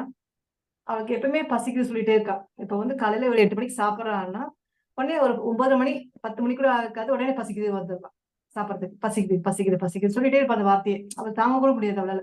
பசி சாப்பாடு கொடுமா, சாப்பாடு எதனா கொடுமா கேட்பா. திருப்பி ஒரு 10 மணிக்கு எதனா ஜூஸ் எதனா போட்டு கொடுத்துருவேன். சாப்பிடுவா, ஸ்நாக்ஸ் எதனா சாப்பிடுவா. திருப்பி 11 மணி கூட ஆகாது பசிக்குது. சார் என்ன எப்படிலாம் பசி சொல்லிட்டு இருந்தா என்ன பண்றது? நான் அப்புறம் காலையில இட்லி 2 சாப்பிடுவாளே ஆக்சுவலா. திருப்பியும் அதே கொடுத்தா சாப்பிட மாட்டேன். வேற யாரும் கேட்கறா அவ. சோ இது கரெக்டா இது தப்பா தெரியல எனக்கு. முடிச்சிட்டீங்களாப்பா? இப்ப இந்த நான் பதில் சொல்லலாமா? சொல்லுங்கய்யா. தமிழ் மருத்துவ கணக்குப்படி உண்ட உணவு செரிக்க 3 மணி நேரம். உண்ட உணவு செரிக்க 3 மணி நேரம். இரைப்பை உணவு ஆரோக்கியம் தவிர இரைப்பையிலேயே உணவு எடுத்துறாரு. வழி நெடுக்க உள்ள குடல் உறிஞ்சிகள் கொஞ்சம் கொஞ்சமா எடுத்துட்டே இருக்கும் அந்த உணவு. உடல் உறிஞ்சிகள் உறிஞ்சி தான் எடுத்துக்குது. நீங்க உங்க பொண்ணு பசிக்குதுன்னு சொல்லுது பாருங்க. ஒரு நாளைக்கு 7 மணிக்கு சாப்பிடுது, திருப்பி வந்து 8 மணிக்கு கேக்குதுங்கிறீங்கல்ல.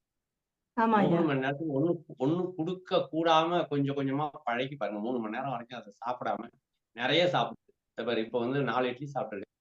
அடுத்தது 1 மணி நேரம் கழிச்சு திருப்பி ஸ்நாக்ஸ் சாப்பிடுவேன். அப்புறம் திருப்பி பசிக்குதுன்னு ஏதாவது கேட்பேன். அது பசின்னு என்னன்னு அதுக்கே தெரியல, உங்களுக்கும் தெரியல. நீங்க என்ன செய்றீங்க?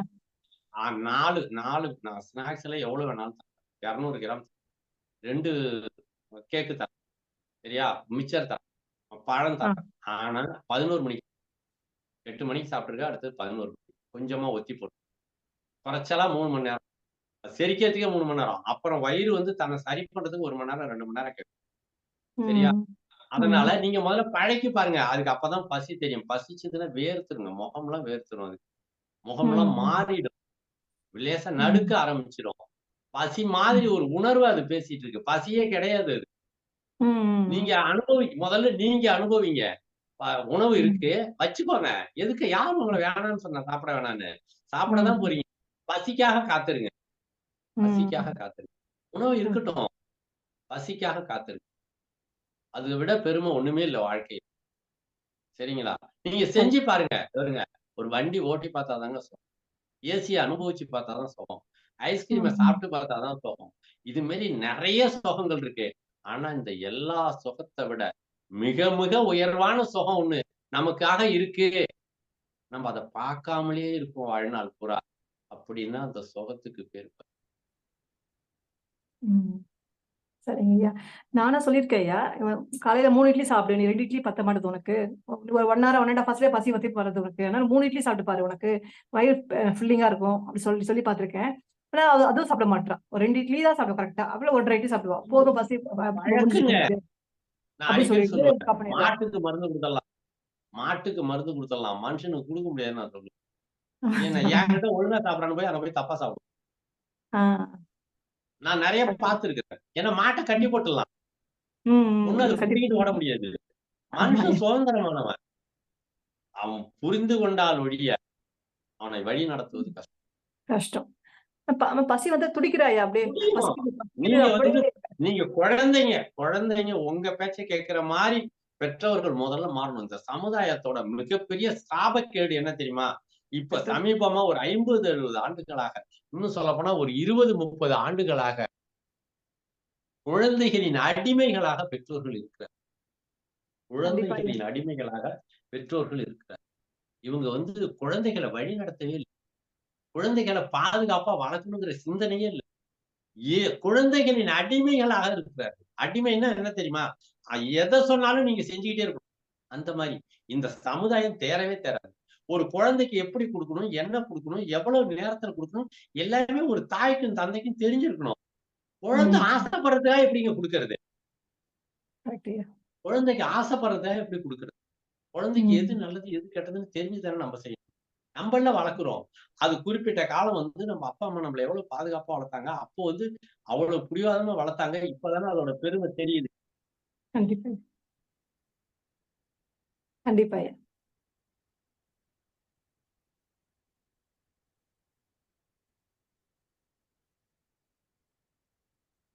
கேக்குதுங்களா ஐயா? கேக்குது. இடையில வேற கால் வந்து வந்து பசிய வந்து எழுப்புறதுல வந்து நீங்க குழந்தைக்கு எந்த சொத்தும் சேர்க்க வேண்டாம். எதெல்லாம் நீங்க குடுக்குறீங்களோ அதை எல்லாவற்றையும் விட மிக உயர்வான ஒண்ணு உங்க குழந்தைக்கு கொடுக்க முடியும்னா பசிய உணர சொல்லி கொடுத்துக்கிட்டே இருங்க. நல்லா பசிக்கு விட்டு சாப்பிடு. நிறைய சாப்பிடு. பழம் சாப்பிடு, பிஸ்கட் சாப்பிடு, ஐஸ்கிரீம் சாப்பிடு, என்ன வேணுமோ சாப்பிடு. ஆனா ஒரு தடவை சாப்பிட்டீங்கன்னா அடுத்தது பிளேட்ல உட்காரும் போதுதான் சாப்பிடு. குறைச்சலா காலையில ஒரு தடவை சாப்பிட்டா அடுத்தது 5 மணி நேரம் அடுத்த உணவு, அதுக்கு அடுத்த உணவு 5 மணி நேரம். இத சொல்லி தாங்க அந்த 2 பேர் உடம்புல உயிரணு உருவாக்குனா கருமுட்டை உருவாச்சு. 2 பேருக்கும் குழந்தை உண்டாச்சு. உண்மையில கருவை எடுத்து வச்சு பார்த்து குழந்தை உண்டாகாத ஒரு கருப்பையில கரு உண்டாயி அந்த கரு தங்கி 10 மாசம் கழிச்சு குழந்தை பிறக்கும் போது அந்த குழந்தை அறுவை சிகிச்சை செஞ்சுதான் எடுக்கணுங்கிற இடத்துக்கு கருப்பை போயிருந்து. அந்த கருப்பையை திறந்து குழந்தையை எடுத்த டாக்டருக்கு மிகப்பெரிய அதிர்ச்சி. அவங்க வாழ்நாள்ல இந்த மாதிரி சேதப்படுத்தப்பட்ட ஒரு கருப்பையை பார்க்கவே இல்லை.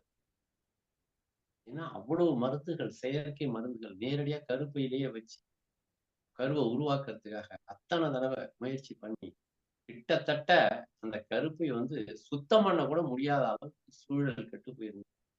அவங்க வாயாலேயே சொன்னது. அவங்க ஆச்சரியப்பட்டு எப்படி இது உள்ள ஒரு கருவை உருவாக்க முடியுது, ஒரு குழந்தைய உருவாக்க முடியுது, என்னால சுத்தம் பண்ணி கூட சுத்தம் பண்ணி கூட அந்த கருப்பையை உள்ள வைக்க முடியுது. சுத்தம் பண்ணாமலே உள்ள தள்ளி தச்சிட்டு இதுக்கப்புறம் ஒரு குழந்தை உருவாக வாய்ப்பே இல்லை. இருந்தாலும் சின்ன வயசா இருக்கேன்னு கருப்பையே எடுத்துடலாம்னு நினைச்சேன். சின்ன வயசா இருக்கேன்னு வச்சு தச்சிட்டேன் அப்படின்னு சொல்லி அவங்க வந்து ஆச்சரியப்பட்டிருக்காங்க. அவங்களுடைய கட்டாயத்துக்காக அவங்க மருத்துவமனையில் 6 வருஷம் குழந்தை இல்லாதவங்களுக்கு மருந்து கொடுக்குற மருத்துவம் செஞ்சுக்கிட்டு இருந்தேன்.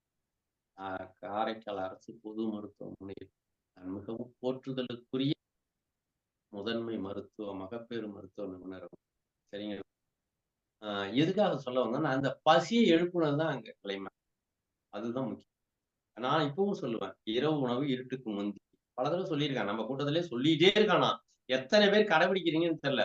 ஒருத்தர் மட்டும் சொன்னாரு, நான் பாத்ரூமை துடைக்கிறேன், ஒருத்தர் வண்டியை திருப்பி நிப்பாட்டுறேன், நான் செருப்பு துடைச்சு போடுறேன், இப்படி சில குறிப்புகளை எல்லாம் சொல்லிட்டு இருக்கீங்க.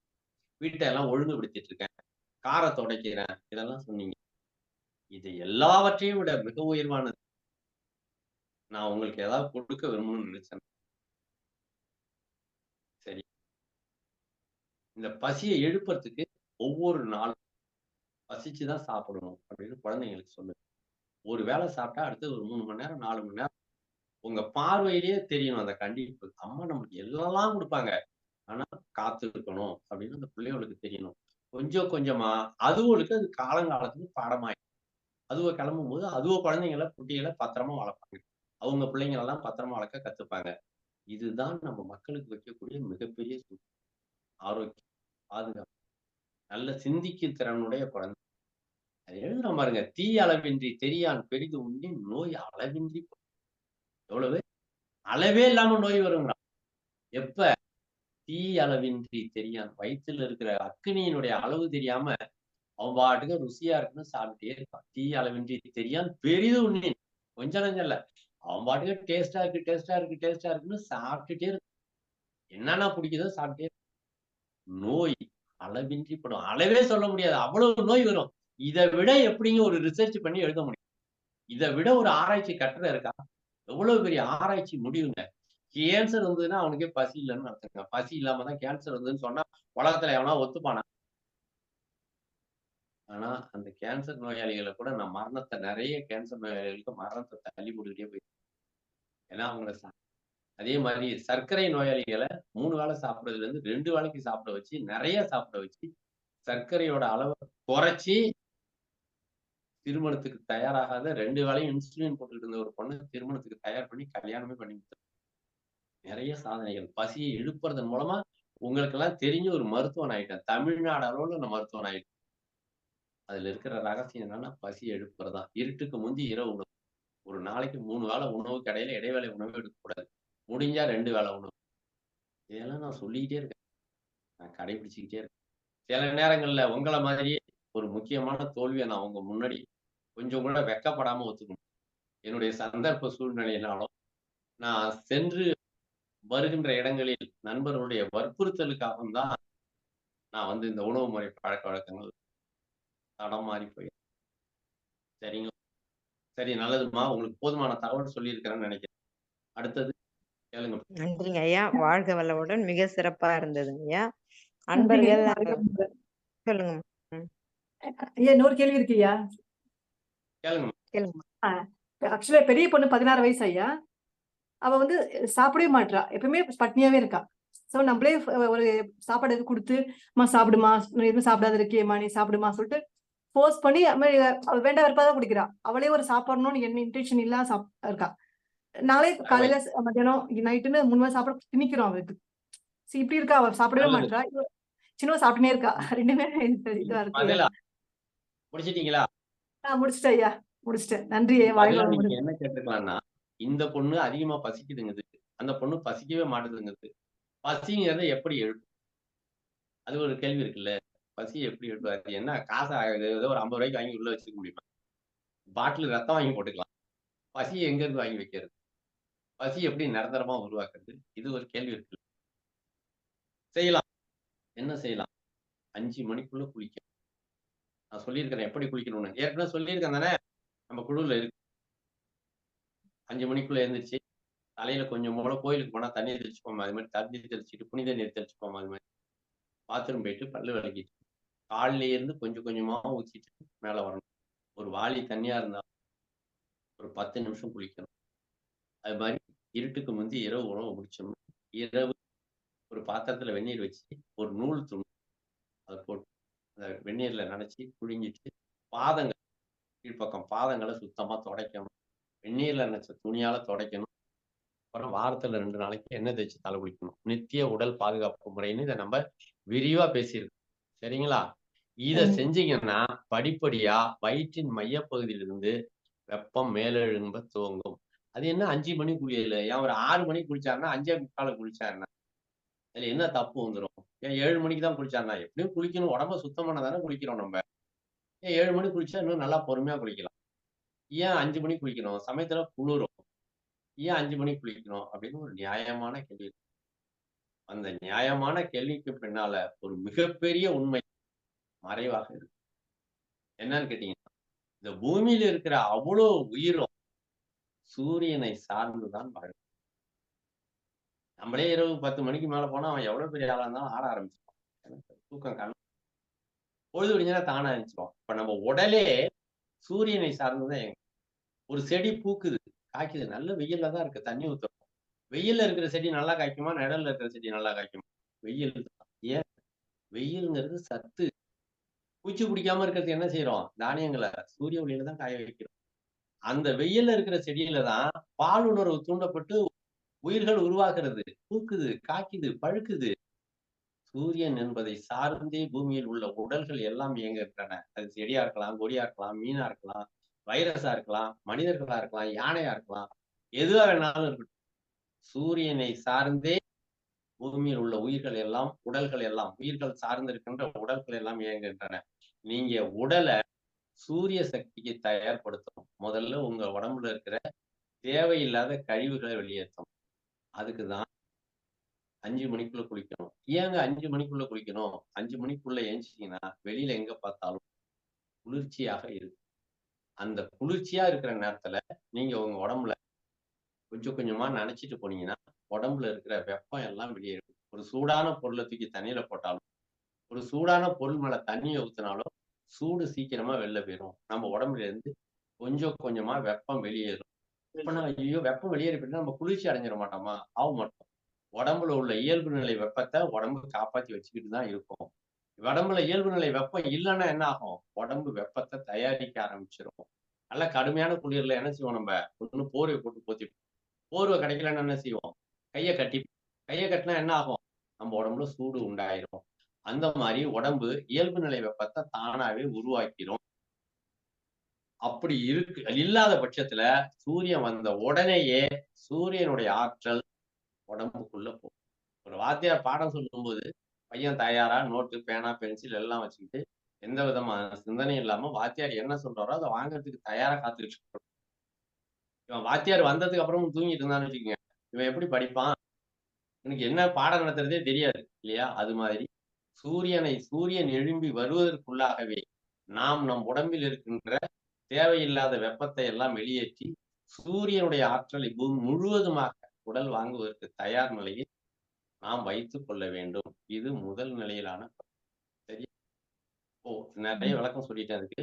இந்த மாதிரி இந்த 4 விதியை சரியா உங்க குழந்தைய கடைபிடிக்க வச்சீங்கன்னா 3 வேளை உணவுக்கு இடைவேளை உணவு இல்லாம நீங்க இந்த மாதிரி நித்திய உடல் பாதுகாப்பு முறையில் இருக்கு. வாரத்துல 2 நாள் எண்ணெய் தேய்ச்சி தலை குளிக்கணும்.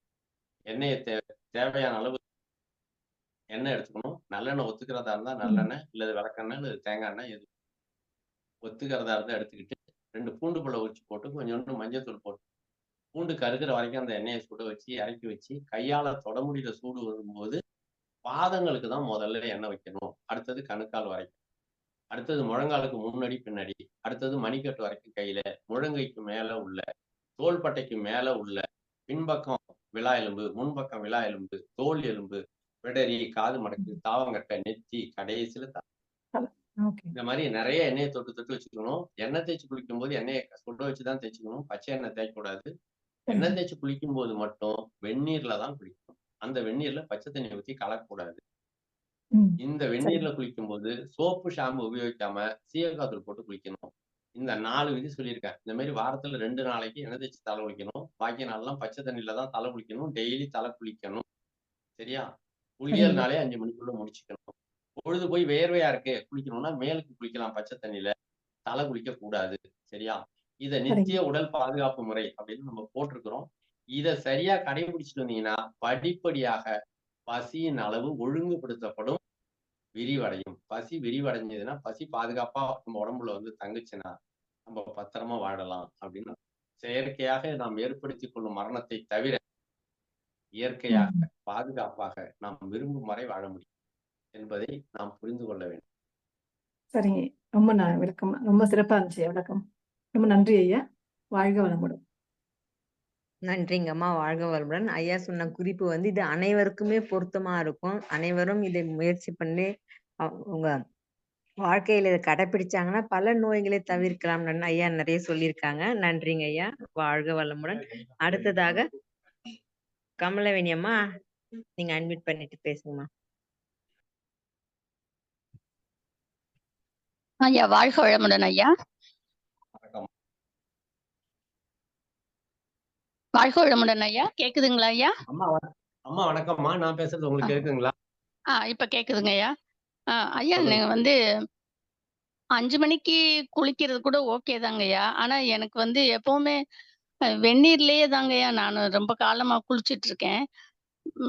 அது பரவாயில்லைங்களாங்க ஐயா? வெந்நீர்ல குளிக்கக்கூடாது. ஏன்னா ஒரு சூடான கல்லு நம்ம உடம்புல சூடு இருக்கு.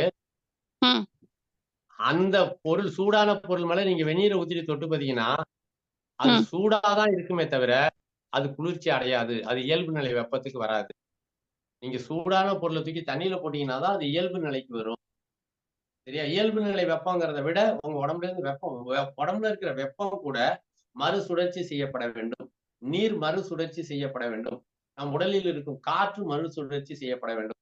காற்றுன்னா வாதம், நீருங்கிறது குளிர்ச்சி அல்லது சிலேத்துமம், வெப்பம் என்பது என்ன சொல்லுவோம் ஆற்றல். சரியா? அல்லது பித்தம். சரியா? வாத பித்த சிலேத்துமம். வாதம்னா காத்து, பித்தம்னா சூடு, சிலேத்துமம்னா குளிர்ச்சி. இந்த 3மே உடம்புல மறுசுழற்சி செய்யப்பட வேண்டும். வேறொரு வகையில சொல்லணும்னா ரத்தம், தசை, எலும்பு இந்த 3மே ஒவ்வொரு நாளும் புதுப்பிக்கப்பட வேண்டும். அதில் உள்ள குற்றங்கள் நீக்கப்பட வேண்டும். எப்படி நீக்குவீங்க? வெப்பத்தால மட்டும்தான் முடியும். எப்படி வெப்பத்தால முடியும்? ஏற்கனவே சொல்லியிருக்கிறேன், மறுபடியும் சொல்றேன். ஒரு காக்கா செத்து கிடக்கு. ஏதோ ஒரு பிராணி செத்து கிடக்கு. கீழ மண்ணுல கிடந்தா மண்ணெல்லாம் தொட்டு பார்த்தீங்கன்னா, கெட்ட நாற்றம் வரும். துர்நாற்றம் வீசும். கிருமிகள் உருவாயிரும். தண்ணீல கிடந்தா தண்ணி எல்லாம் அது மாரி கெட்டு போயிரும். காத்து போற பக்கம்லாம் நாற்றம் அடிக்கும். மூஞ்ச சுழிச்சிட்டு போகும். அத தூக்கி நெருப்புல போட்டீங்கன்னா, நாறவே நாறாது. எரிஞ்சு சாம்பலாயிடும். நெருப்பு நாறுமானா நாறாது. காத்து நாறும். தண்ணீர் நாத்தம் அடிக்கும். மண்ணு நாத்தம் அடிக்கும். நெருப்பு நாறாது. அந்த பொருளும் நாற்றத்தை இழந்துரும். ஏன்னா, நெருப்பு சாப்பிட்டு அழிச்சிரும் அந்த நாத்தத்த. நம்ம உடம்புல வயித்துல இருக்கிற பசிதான் உணவு மிக உயர்ந்த முறையில செரிக்கிறதுக்கு காரணமாகுது. அந்த பசியிலிருந்து விலகுற உணவு தான் கெட்டுப்போன நாத்தம் வருது வெளியில. உணவுங்கிறத மிக உயர்வானதா நம்ம உள்ள வைக்கிறோம். வைக்கிறதுக்கு முன்னாடி அவ்வளவு உயர்வா இருக்கு. பசிக்கு ஒத்துப்போகாத உணவு பிரிஞ்சு வருது பாருங்க. அதுதான் கெட்டு போய் நாற்றம் அடிக்கின்ற ஒன்றாக இருக்கு. பசி எல்லாவற்றையும் பெருமைப்படுத்துகிறது. அது வெப்பத்தின் வழி அது.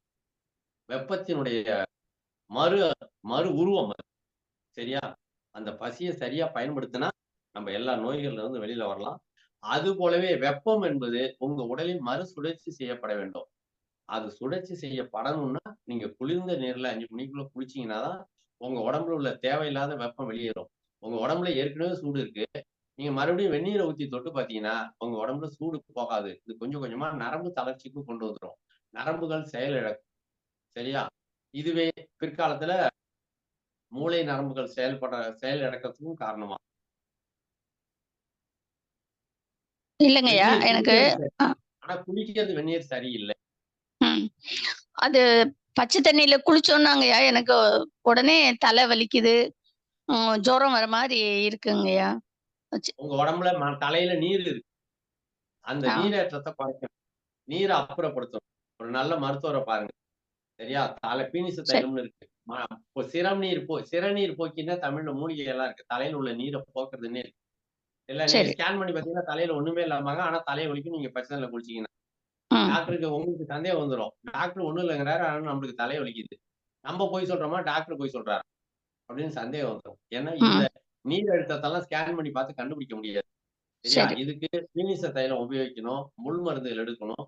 இது நல்லா தெரிந்த மருத்துவர்ட்ட காட்டுங்க. அங்க யாராவது சித்த மருத்துவர் இருந்தா காட்டுங்க. இல்லாட்டினா வாய்ப்பு இருந்ததுன்னா வாங்க நம்ம பார்க்கலாம். அத சரி ஓ! பண்ணலாம். பச்சை சரிங்கய்யா, தண்ணீல சரி. நீங்க குளிக்க தான் கத்துக்கணுமே தவிர, நீங்க ம், வெந்நீருக்கு போனீங்கன்னா, அத விட மிகப்பெரிய பின்விளைவுகள் ஏற்படும்.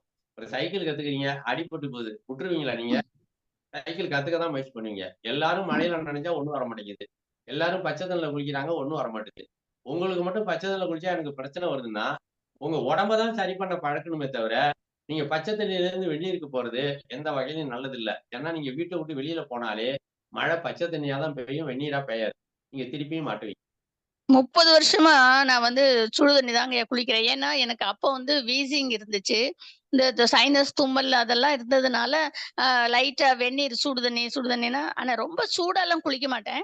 இருந்தாலும் லேசா வார்மா அந்த தண்ணி குளிச்சா தான் சில்லுன்னு தண்ணி உடம்புல பட்டாலே எனக்கு வந்து தலைவலி வந்துருங்கய்யா. நீங்க சொன்ன மாரி நான் வேணும்னா வைத்தியர பார்க்குறேங்கய்யா. அல்லது முடிஞ்சா உங்கள வந்து சந்திக்கிறதுக்கு முயற்சி பண்றேங்கய்யா. நல்லது. நன்றிங்கய்யா. ரொம்ப நன்றிங்கய்யா. வாழ்க வளமுடன்ங்கய்யா. நன்றிங்கம்மா. வாழ்க வளமுடன். அடுத்ததாக விஜயலட்சுமி நீங்க அன்மியூட் பண்ணிட்டு பேசுங்கம்மா. இந்த வாழ்க வளமுடன்மா. ஐயா வாழ்க வளமுடன். ஐயா வணக்கம்மா. நம்ம வணக்கங்கய்யா. ஐயா நம்ம பசி இல்லாம உணவு எடுத்துக்கிட்டா, அந்த உணவு வந்து உடம்பு சத்தா எடுத்துக்காம கழிவா தான் போயிடுமாங்க ஐயா? அது முழு கழிவா போகாது. ஆ, இப்போ சில ம். வேலைய நம்ம சேர்த்து வைப்போம்ல, ஆ, நாளைக்கு செஞ்சு போடணும். அந்த மாரி இந்த ஆமாங்க. உணவு வந்து செரித்து உடனடியாக ரத்தத்தில் சேருவதற்கு பதிலாக தாமதப்படும். ம், தாமதப்படும். ம். ஓ! சரிங்க. சரியான முறையில முழுசா செரிக்கலன்னா உணவு கழிவாவே போயிடும். அப்படியே சோர்வு அடைஞ்சிரும். பசி இல்லன்னா உடல் ஆ, உறுப்புகள்லாம் சோர்வு அடைஞ்சிரும். இப்போ உதாரணமா நீங்க நல்லா உற்சாகமா ம், இருக்கும்போது வேலை செய்ய சொன்னா நல்லா செய்வீங்க. நீங்க ம், உற்சாகம் இல்லாத நிலையில இருக்கீங்க. அல்லது ம், உங்களுக்கால இப்ப செய்ய முடியாதுங்கிற சூழல்ல இருக்கீங்க. அப்ப நான் புடிவாதம் முடிச்சு ஒரு வேலைய உங்கள செய்ய வச்சேன்னா எப்படி இருக்கும் உங்களுக்கு?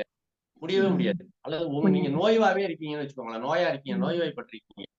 ம், உங்கள வேலை செய்ய விட்டா எப்படி நீங்க வேலை செய்ய முடியும்? முடியாது. ம். அந்த மாரி முடியாது. குடல் உறிஞ்சிகள் அல்லது இரைப்பையில் போதுமான அளவு வெப்பம், ஆற்றல் இல்லாத பொழுது, பசி இல்லாத ம், பொழுது, நாம் ம், உணவை கொடுத்தால் அது அந்த உணவு செரிப்பதற்கு உடல் அல்லது உடல் மிகவும் சிரமப்படும். செரிக்க முடியாத உணவுல இருந்து சத்த உடம்பு எடுக்கவும் முடியாது. நீ எவ்வளவுதான் மருந்த குடுங்களேன், பசி மட்டும் இல்லன்னா உள்ள போய் மருந்தே வெளில வந்துரும். பசி இருந்தாதான் மருந்த கூட உடம்பு எடுத்துக்க முடியும். அந்த ஆற்றல்ங்கிற ஒண்ணு துல்லியமா வரையறை செய்யப்படவே இல்ல. நம்ம அத பத்தி சிந்திக்கவே இல்ல. ஏங்க வாழ்நாள்ல எதையோ பேசுறோம், என்னென்ன பேசுறோம். பசிங்கிற ஒண்ண பத்தி பேசுற மனுஷன் யாராவது நீங்க உங்க வாழ்க்கையில குறுக்க பார்த்திருக்கீங்களா? இருக்கவே இல்லைங்கய்யா. வேற என்னென்னத்தையோ கத்துக் குடுப்பாங்க. ம். பசிய பத்தி மட்டும் சொல்ல மாட்டாங்க. ஆனா திருமூலர்ல இருந்து திருவள்ளுவர்ல இருந்து உண்டி கொடுத்தோர் உயிர் கொடுத்தோரேங்கிறான் திருமூலர். இல்லையா? உண்டி முதற்றே உணவின் பின். நிறைய சொல்லியாச்சு. உடம்பார் அழியின் உயிரார் அழி. இது எல்லாமே நெடுக பாத்தீங்கன்னா பசியிலே தான். பசி இல்லாம ஏக்கம் இல்லை. பசி என்பது பிரபஞ்சத்தை சார்ந்து இருக்கின்ற மாபெரும் ஆற்றல். சரிங்க. ஐயா, இன்னும் ஒரே ஒரு கேள்வி. இப்போ வந்து நீங்க சொன்னீங்க, பசி எடுக்கிறதுக்கு நெறைய சொன்னீங்க வழிமுறைகள்லாம். இப்போ வீட்ல இருக்கவங்க நெறைய பேர் சில சமயத்துல, எனக்கு பசியே இல்ல, வேண்டாம். ஏதாவது பசி எடுக்கிறது கஷாயம் அந்த மாரிலாம் குடிச்சா சரியா அந்த மாதிரிலாம் எதா பண்ண முடியுமாங்க? இப்ப அவங்கள போயிட்டு நீங்க காலையில எந்த இது பண்ணா அவங்க எதுவுமே சொன்னா கேட்டுக்க மாட்டேங்கிறாங்க இல்லையா? அவங்களுக்கெல்லாம் இப்ப பசி எடுக்கணும், அவங்க உடல்நிலை சரி பண்ணணும்னா, அவங்கள எப்படிங்கயா கொண்டு வர்றது? பசிய மட்டுமே மையப்படுத்துங்க. குளிக்கல, ம். முழுகல, வெந்நீர்ல கால் ம். துடைக்கல, எதுவும் செய்ய ம். வேணாம். ம். பசிக்காம சாப்பிடாதன்னு சொல்லுங்க. அவங்க ம். தானா கொஞ்சம் கொஞ்சமா பசி எழும்பும். சாப்பிடும்போது கொஞ்சம் அளவ குறைச்சு சாப்பிட சொல்லுங்க. ஆ. படிப்படியா அவங்களுக்கு பசியினுடைய அளவு அதிகரிக்கும். பசியே உடம்ப ம். தூய்மைப்படுத்திடும். இந்த காயத்ரி மந்திரம்னு ஒண்ணு சொல்லுவாங்க. உடம்ப வந்து ம். தூய்மைப்படுத்துறது. ம். ம். உடம்ப தூய்மைப்படுத்துறதுல பசி மாரி ஒண்ணு இருக்கவே இருக்காது. நோய்கள ஒழிக்கிறதுன்னா என்ன அர்த்தம்? உடம்ப ம். தூய்மைப்படுத்திட்டுன்னு அர்த்தம் பசி. ம். நோய்கள் ஒழியுதுன்னா என்ன அர்த்தம்? பசி உடம்ப ம். சுத்தப்படுத்திட்டுன்னு அர்த்தம். மருந்து மாத்திரை செய்ய வேண்டிய எல்லா வேலையும் பசி செஞ்சுட்டுன்னு அர்த்தம். ஓ! சரிங்கய்யா, சரிங்கய்யா. எந்த ஐயா நீங்க மருத்துவமும் செய்ய முடியாதுப்பா. மருத்துவம் வேற ம். ஒரு ஆளா வெளியில இருந்து தான்ப்பா செய்வான். பசி ம். உங்க உள்ளேயே இருந்து வேலை செய்யுதுப்பா. ம். சரிங்கய்யா, சரிங்கய்யா. இது ம். அதான் சொல்றேன். இந்த மாரி ஒரு ஆச்சரியத்த ம். வந்து எனக்கு வாய்ப்பு குடுத்திருக்கீங்க. அததான் நான் சொல்றேன். நான் பெருமையா நினைக்கிறேன். இத ம். பேசுறதுக்கு எனக்கு குடுத்ததே பெரிய பெருமையா நினைக்கிறேன். ம். நன்றிங்க. இன்னைக்கு ஒரு முக்கியமான தகவல் உங்ககிட்ட இருந்து நாங்க இது பண்ணோம். பசிச்சு தான் சாப்பிடணுன்ற இதுங்கய்யா. அது நாங்க செய்ற தவறு. இனிமேல் நாங்க திருத்திக்கணுங்கய்யா. நீங்க சொன்னது இன்னொரு ஒரு குறிப்பு ஆச்சரியமா இருந்ததுங்கய்யா. அதாவது மருந்து எடுக்கும்போது கூட பசி இருந்து எடுத்தா தான் அந்த மருந்தே வேலை செய்யும் அப்படின்னு நீங்க சொல்றது உண்ம. இதுவரைக்கும் செரிக்கலன்னா மருந்து உள்ள போய் சைலண்டா வெளில வந்துரும்ல. சத்தம் போடாம. ம். ம். ம். சரிங்க. ஆமா. அதுதான். செத்து போற வரைக்கும் உழைச்சிட்டு ம். செத்து போறேன். எனக்கு வலிக்குது. கிட்னி வந்து செயலிழந்து போயிடும். என்னால முடியாது. ம். கண்ணு பார்வை தெரியாம மறைச்சிரும். காற்று ம். வந்து உட்கார்ந்துருப்பா. வீட்ட குறைச்சிரும். ரத்த ம். அழுத்தம் குறைஞ்சிரும். பசி ம். மட்டும் செத்து போற வரைக்கும் கொஞ்சம் கொஞ்சமா நஞ்சி போய் கூட கொஞ்சோண்டு ஒரு மூலையில பசி இருந்தா கூட அதுவும் உழைச்சிட்டு தான்ப்பா சாப்பிடும். முடியாதுன்னு சொல்லாம இந்த உடம்புல உழைக்கிற உனக்குன்னா பசிய தவிர யாரும் இல்ல. நோயாளி சாப்பிட்டா அவன் உடம்புல இருந்து சத்தம் எடுக்கிறதுக்கு அந்த பசி உயிரோட இருக்கு. உடம்பு பூரா நோய்ப்பா. அவன் உடம்ப சரி பண்றதுக்கு உணவு எடுக்கணும். அந்த உணவுக்காக பசி உள்ள காத்திருக்கு. இதுக்கு மேல எப்படிப்பா இத பெருமையா பேசுறது? அதனுடைய உழைப்ப எப்படி சொல்றதுன்னு தெரியல. சிறப்புங்கய்யா, சிறப்பு. நன்றிங்கய்யா. பசி பத்தி நம்ம நன்றிங்க. அனுபவிச்சுட்டே வாழ்நாள். இருப்போம். ஆனா நினைச்சதே இல்ல. ம். அதாங்கய்யா. இத பத்தி பேசிக்கிட்டே இருக்கலாம் போல நெறைய. ஆ. சரி. சரி. நன்றிங்கய்யா. நன்றிங்கம்மா. வாழ்க வளமுடன். முடிக்கலாமாடா? நன்றிங்கம்மா. இன்னும் இருக்கா? வாழ்க வளமுடன். பேசலாமா? நேரம் ஆ, இருந்தா பேசலாம். இருக்குங்க. இன்னொருத்தர் மட்டும் இருக்காரு. அது பேசி முடிச்சிடலாங்கய்யா. ஐயா ஆ. வந்து நித்திய கடன்ற இதுல வந்து எந்த ஒரு நோய் பிரச்சனைன்னு நிறைய பேர் ஐயாவோட நான் நெருங்கி இருந்ததால சில நாள்ல நான் ஐயா கிட்ட இருந்து கத்துக்கிண்டு முதல்ல மக்கள் எந்த நோவு வந்தாலும் நம்ம உடல்ல முதல்ல அந்த குளிக்கிறது, துடைக்கிறது இதுல பயிற்சி பண்ணுங்கன்னு எல்லாருக்கும் சொல்றத நான் கேட்டிருக்கேன். அதனால ரொம்ப சிறப்பான ரிசல்ட் தரும். அந்த மாதிரி பழகுனீங்கன்னா, காலையில இப்ப எங்க வீட்ல எல்லாருமே 5 மணிக்கு குளிச்சிடுறோங்க ஐயா. ஐயாவுடைய அ அ கூட இருந்து டிராவல் பண்ணும்போது புரியுது. ஐயா எப்படி ஹெல்த்தியா இருக்காரு. 65 வயசுலயும் மம்முட்டி எடுத்து வயக்காட்டுல இறங்கி வேலை செய்றதுடைய ரகசியம் இன்னும் நெறைய கத்துக்குறோங்க ஐயா. சிறப்புங்க ஐயா. கேள்வி பதில் கேட்க விரும்புங்க அன்பர்கள் ஹேண்ட் ரைஸ் பண்ணலாம். அ அதாவது உடம்பு சார்ந்த, மருத்துவம் சார்ந்த கேள்வி ஐயா வந்து சிறப்பா விளக்கம் சொல்லுவாருங்க. அடுத்ததாக ரவிசங்கர் ஐயா, நீங்க அன்மியூட் பண்ணிட்டு பேசலாங்க ஐயா. ஐயா வாழ்க வளமுடன் ஐயா. வணக்கம் என்ன. ஐயா இப்ப எனக்கு வந்து இந்த உடம்புல அங்கங்க கட்டி கட்டியா நான் பல தடவை சொல்லியிருக்கேங்க ஐயா. இது மாதிரி எனக்கு அந்த ஸ்பாண்டிலோசிஸ், அதாவது கழுத்து வலி, அந்த டிஸ்க் 3 டிஸ்க் வந்து லைட்டா தேய்மானத்துல இருக்கு. அதிகமா வேலை இதெல்லாம் செஞ்சதுனால அப்படின்னு சொல்லி டாக்டர்லாம் சொல்லி ஒரு 8 வருஷமா நானும் அந்த எக்ஸசைஸ் ட்ரீட்மெண்ட் எடுத்துக்கிட்டே இருக்கேங்கய்யா. அவங்க என்ன சொல்றாங்கன்னா, சுடு தண்ணீல குளின்னாங்க. அப்புறமேட்டு நான் இன்னும் அட்வான்ஸான சில டாக்டருங்கள பார்த்தேன். ஏன்னா பிளைண்டா அவங்க சுடு தண்ணி சொல்றது வந்து நரம்ப வந்து தேய்மானம் பண்ணும் அப்படின்ட்டு. அவங்க இப்ப கனடா அ அவங்கலாம் என்ன கனடியன்ஸ்லாம் என்ன சொல்றாங்கன்னா, சுடு தண்ணீல ஒரு 3 நிமிஷம் குளிச்சுட்டு, உடனே பச்சை தண்ணி திறந்து, திருப்பி பச்சை தண்ணில குளிச்சிரு. திருப்பி சுடு தண்ணி. அது மாரி 3 தடவ மாத்தி மாத்தி ஹீட் அண்ட் கூல், அதாவது சூடு, சூடு குளிர்ச்சி அப்படி பண்ணும்பொழுது இந்த வாத வலி வந்து சரியாகும் அப்படின்னு சொல்றாங்கய்யா. அது மாதிரி பண்ணலாம் தானங்கய்யா? இது வந்து ஒரு ரஃப் அண்ட் டஃப்பான ட்ரீட்மெண்ட்டுக்கான இது. அதாவது வந்து இது வந்து ஒரு தடாலடின்னு சொல்றோம்ல. அது ஆமாங்கய்யா. மாதிரி மருத்துவம் அது. மசில் எப்படின்னு கன்ஃப்யூஸ் ஆகுற கேட்டீங்கன்னா, மாரி இருக்குதுங்கய்யா. மசில் கன்ஃப்யூஸ் ஆகுற மாரி இருக்குது அது. எஸ். இது வந்து செயல் இழக்க வைக்கிறது. அதாவது அதிர்வுகளை ஏற்படுத்துறது. இது வந்து சமயத்துல நல்லதாவும் ஆயிரும், கெட்டதாவும் ஆயிரும். அதாவது ம். இது எடுத்தங்க கவுத்தன்னு பேசுறோம் அப்படின்னு சொல்லுவோம். அந்த ம். மாரி இது முடிவு இது. இது வந்து சரி கிடையாது. இது வந்து சரி கிடையாது. நான் குளிக்கும்போது கூட எப்படி சொல்லியிருக்கேன் பார்த்தீங்களா? 10 நிமிஷம் ஒரு வாளி தண்ணிய கால்ல இருந்து கொஞ்சம் கொஞ்சமா மேல ஊத்திட்டு வரணும்னு சொல்லியிருக்கேன். அப்போ ஒரு ம். பக்கெட் தண்ணிய நீங்க 10 நிமிஷம் ஊத்தீங்கன்னா, உங்க உடம்புல இருந்து முழுசா வெப்பம் வெளியேறி, எவ்வளவு தண்ணி ஊத்தி குளிச்சீங்கனாலும் உடம்பு சுகமா இருக்கிற அளவுக்கு குளிர்ச்சி. ஐஸ்கிரீம் சாப்பிட்டா சுகம்னு நெனைக்கிறோம். அது மாரி ஐஸ் தண்ணீல குளிக்கிறது 5 மணிக்கு குளிக்கிறது அவ்வளவு சுகம் அப்படின்னு ம். உடம்பு உணரணும். நீங்க குளிச்சீங்கன்னா உடம்புக்கு தான் குளிரும். உங்களுக்கு குளிராது. எனக்கு குளிருதுன்னா உங்க உடம்புக்கு குளிருதுன்னு அர்த்தம். அந்த ம். குளிர்ச்சிய உடம்பு சுகமா விரும்புற அளவுக்கு உடம்புல இருக்கிற வெப்பத்த முதல்ல கழட்டி, அத கரையேத்தி விட்டுட்டு, அல்லது உங்க உடம்ப விட்டு அப்புறப்படுத்தி விட்டுட்டு, குளிர்ச்சிய நோக்கி உடம்பு கொண்டுட்டு போணும். ஐஸ்கிரீம் சாப்பிட்டா எவ்வளவு சுகமோ, அவ்வளவு சுகம் குளிர்ந்த நீர்ல குளிச்சாலும் கிடைக்கும். ஆனா நம்ம அத அனுபவிச்சதே இல்ல இதுவரைக்கும். அ இது ஒரு இது. அவங்க சொன்ன ட்ரீட்மெண்ட் முறை ம். வந்து எனக்கு என்ன பொறுத்தவரையில உடனடியா மாத்தி மாத்தி செய்யறதுங்கிறது, ஒருவேளை வந்து நன்மையாக இருக்கலாம். அல்லது பின்விளைவுகளையும் ஏற்படுத்தலாம். ஆனா, நீங்க கொஞ்சம் கொஞ்சமா பழகுறதுங்கிறது நல்லது. வெந்நீருங்கிறது சரிங்க. எண்ணெய் தேய்ச்சு மூடுனா மட்டும் தான் வெந்நீரு. ஏன்னா, மேல தோல்ல நெறைய துவாரங்கள் இருக்கு. அது உள்ள நெறைய உப்பு வெளியேறிக்கிட்டே இருக்கு. அந்த உப்பு சுலபமா வெளியேறதுக்காக தோல் துவாரங்கள்ல இருக்க அழுக்குகள் வெளியேறதுக்காக சுலபமா எண்ணெய் தோல் உள்ள நுழையணும். அதனால உடம்புல உள்ள மிகப்பெரிய உறுப்பு தோல். உடம்புல இருக்கிறதுலயே மிகப்பெரிய உறுப்பு தோல். ஒரு எந்த ஒரு நெல் அரிசியா கூட நெல்ல நீங்க உரிச்சிட்டு போட்டீங்கன்னா முளைக்காது. ஒரு உளுந்தோ, பயிரோ தோல உரிச்சிட்டீங்கன்னா முளைக்காது. மாட்ட தோல உரிச்சிட்டீங்கன்னா உயிரோட இருக்காது. நம்ம தோல உரிச்சிட்டாலும் உயிரோட இருக்க மாட்டோம். தோடு உள்ள உறுப்புகள் எல்லாம் பாதுகாக்குது. இதுக்காக இந்த ஆயில் கோட்டிங் செய்யும்போது மட்டும் வெந்நீர்ல குளிக்கணும். அது இதமான எண்ணெயவே சுட வச்சு தான் தேய்ச்சுக்கணும். அப்போ வந்து தோல்ல உள்ள கோடிக்கணக்கான நுண்துளைகள், லட்சக்கணக்கான நுண்துளைகள் எல்லாம் சுலபமா உள்ள கழிவுகள வெளியேற்றும். உடம்போட உள்ளுறுப்புகள்ல மிக அற்புதமான ஒரு சூழல், தட்பவெட்ப சூழல் உருவாயிடும். உயிர் வாழ வேண்டிய சூழல். அதனால தான் வெந்நீர்ல அப்ப குளிக்கணும். எண்ணெய் தேய்ச்சுட்டா வெந்நீர்ல தான் குளிக்கணும். அப்பதான் வெந்நீர்ல குளிக்கணும். அது எவ்வளோ டைம் பாருங்க. 5 மணிக்கு முன்னாடி எந்திரிச்சு பாத்ரூம்லாம் போயிட்டு பல்ல விளக்கிட்டு அப்படி என்னுடைய முறை இது. சரியா? அவங்க சொல்லிக் குடுக்குற முறை சரியா? இல்லையா? அப்படிங்கிறத நீங்க அனுபவத்துல தான் பார்த்துக்கணும். ஏன்னா, கொல்லம் ஒலையில போய் நம்ம நீங்க எவ்வளவு பேர் கொல்லுப்பட்றைக்கு போயிருப்பீங்கன்னு தெரியல. அதாவது இந்த கத்தி, இதெல்லாம் வந்து புடிக்கிற அடுப்புல நெருப்புல பார்த்துருக்கேன்யா. வச்சு அப்படியே பழுக்க தண்ணீல வைப்பாங்க. வைப்பாங்க. ஹீட் தான் வரதுக்கு, ஆ இருகுறதுக்காக தண்ணீல வைப்பாங்க. அதாவது கொதிச்சுக்கிட்டு இருக்கிற இரும்ப அடிச்சு வளைப்பாரு, நிற்பாரு. அவரு சொல்ற பக்கமெல்லாம் வளையும், நிமிரும் எல்லாம் செய்யும். அடுத்ததா அந்த தண்ணீர விட்டு எடுத்துட்டாருன்னா, நீங்க தட்டுனீங்கன்னா உடைஞ்சிரும். அது எஃகு ம். ஆயிடும். உளின்னு சொல்லுவாங்க தமிழ்ல. ஸ்டீல் அது. தட்டுனீங்கன்னா உடைஞ்சிரும் அது. தேனி இரும்பு எஃகு துண்டாயிரும். அது மாரி கடினத்தன்மை உடையதாயிரும்.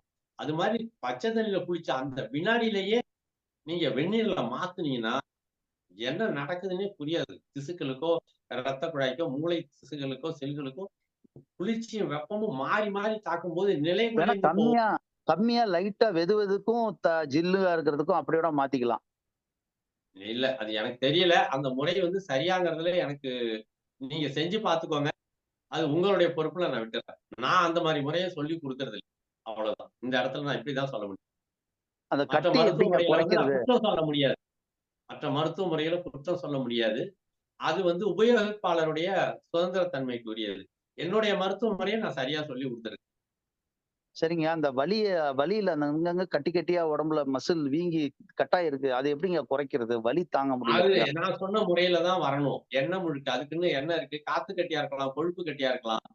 கொழுப்பு தொட்டா கட்டி இல்லைங்க, வலிக்குதுன்னா மசில் அந்த கட்டி. வலி நீங்க பார்க்கணும் முதல்ல. சரியான மருத்துவம் தெரிஞ்ச மருத்துவரை நோக்கி போகணும். உங்க உணவு முறை மாற்றம், மத்தபடி அந்த கட்டிய கரைக்கிறதுக்கான மருத்துவம், இதெல்லாம் எடுக்கணும். மருந்துகள் தேவைப்படும். அகமருந்து தேவைப்படும். புறத்துல தைலம் தேய்க்கிறது, இந்த மாரி குளிக்கிறது, முழுவுறது இதுவும் தேவைப்படும். அதனால அகமருந்து, புறமருந்து 2 மருந்தும் சேர்ந்து தான் உங்க உடம்ப சரி பண்ண முடியும். நீங்க நல்ல ஒரு மருத்துவரை தேர்ந்தெடுங்க. வாங்க எங்கேயும் கிடைக்கலன்னா வாங்க. சரிங்கம்மா. சரிங்கய்யா. அம்மா முடிக்கலாமா? நிறைவு செஞ்சுக்கலாங்கய்யா. நீங்க காலையில இருந்து உழைச்சிருவீங்க. மீண்டும் நாளை இல்ல, காலை இல்ல, இல்ல, இல்ல. திரும்ப வேற மறுபடியும் யாரும் விரும்புனாங்கன்னா நான் தயாரா இருக்கேன். உற்சாகமா தானே இருக்கேன். நான் தயாரா சரி, இருக்கேன். சரி. மக்கள் விரும்புனாங்கன்னா சரி, நான் பேச சரி. தயாரா இருக்கேன். ஒண்ணு நானு சொல்லிடுறேன். சரிங்கய்யா. இப்போ என்னோட 2வது பையன் வந்து ஸ்கூல்ல படிச்சிட்டு இருக்காரு. அவருமே இதே மாதிரி தாங்கய்யா. காலையில பசி இருக்கும். கொஞ்சமா சாப்பிடுவாங்கய்யா. ஸ்கூல் போ வேண்டியது இருக்கிறதுனால அப்ப சாப்பிட்டுட்டு போவாங்க. அவங்க ஸ்கூல் நேரத்தின்படி ஒரு சின்ன பிரேக் குடுத்துட்டு, அப்ப ஏதாவது சாப்பிடணும். "நீ உனக்கு பசிக்கல, நீ சாப்பிட வேண்டான்ட்டு" நான் எதுவும் குடுக்க மாட்டேங்க. ஆனா பக்கத்துல உள்ள பிள்ளைங்கலாம் சாப்பிடுறாங்க. அவங்க சாப்பிட சொல்றாங்க. "நீ எதுவும் கொண்டு வரலையேன்னு" சொல்லிட்டு, குடுக்குறாங்கன்னு சொல்லிட்டு அத வாங்கி சாப்பிடுறாங்க. அதுக்கப்புறமா மத்தியானம் சாப்பாடு முடிச்சுட்டு வீட்டுக்கு வந்தோனே பசிக்குதுன்றாங்க. ஆனா திருப்பி ராத்திரி பசிக்கலன்றாங்க. ஒரு ஒரு நேரம் விட்டு ஒரு நேரம் தான் பசின்றாங்க. அவன் பசின்னு கேட்கும்போது குடுத்தா, நீங்க சொல்ற மாரி பொய் பசியில தான் வாழ்ந்துட்டு இருக்காங்கன்னு எனக்கு விளங்குதுங்கய்யா. உண்மையான பசி உண்மை. எப்படி இருக்கும்னு நீங்க சொல்லுங்க. கொஞ்சம் கொஞ்சமா பேசுங்க பசிய பத்தி சொல்லுங்க. எல்லாரும் பேசுங்க. வீட்ல பேசுங்க. ம், எனக்கு பசிக்கல, ம், நான் சாப்பிடலன்னு பிடிவாதமா பேசுங்க. உண்மையிலேயே பசிக்க ம். விட்டு சாப்பிடுங்க. இத வந்து ஒரு மிகப்பெரிய ஆயுதமா கையில எடுத்து பாருங்க. வாழ்க்கையே வேற மாதிரி போகும். நிச்சயமாங்க, வாழ்க்கையே வேற நிச்சயமாங்க. மாதிரி போகும். நம்ம தலையெழுத்தெல்லாம் மாறிடும். நம்ம கூடவே ம். வாழ்ந்துட்டு இருக்கிற ஒரு ஆற்றல விட்டுட்டு தாம்மா நம்ம செத்து போறோம். நெனச்சு பாருங்க. திருப்பி திருப்பி நெனச்சு பாருங்க. உண்மையிலேயே செத்து போன கண்டிப்பா, பிறகு கண்டிப்பா. பசி இல்லங்கிறத நெனச்சு பாருங்க. இந்த கண்டிப்பா. இடம் பசி புரிஞ்சாலே இல்லன்னாக்கா போதும். அதுக்கு ம். நம்ம எவ்வளவு மரியாதை குடுக்கணும்னு. எதையோ ஊட்ட கட்டணும், காட்ட கட்டணும், கார வாங்கணும், இதுல ஃபிளைட்ல போகணும், யுஎஸ்ல செட்டில் ஆகணும். பசி இல்லாம பாடையில போயிரும்.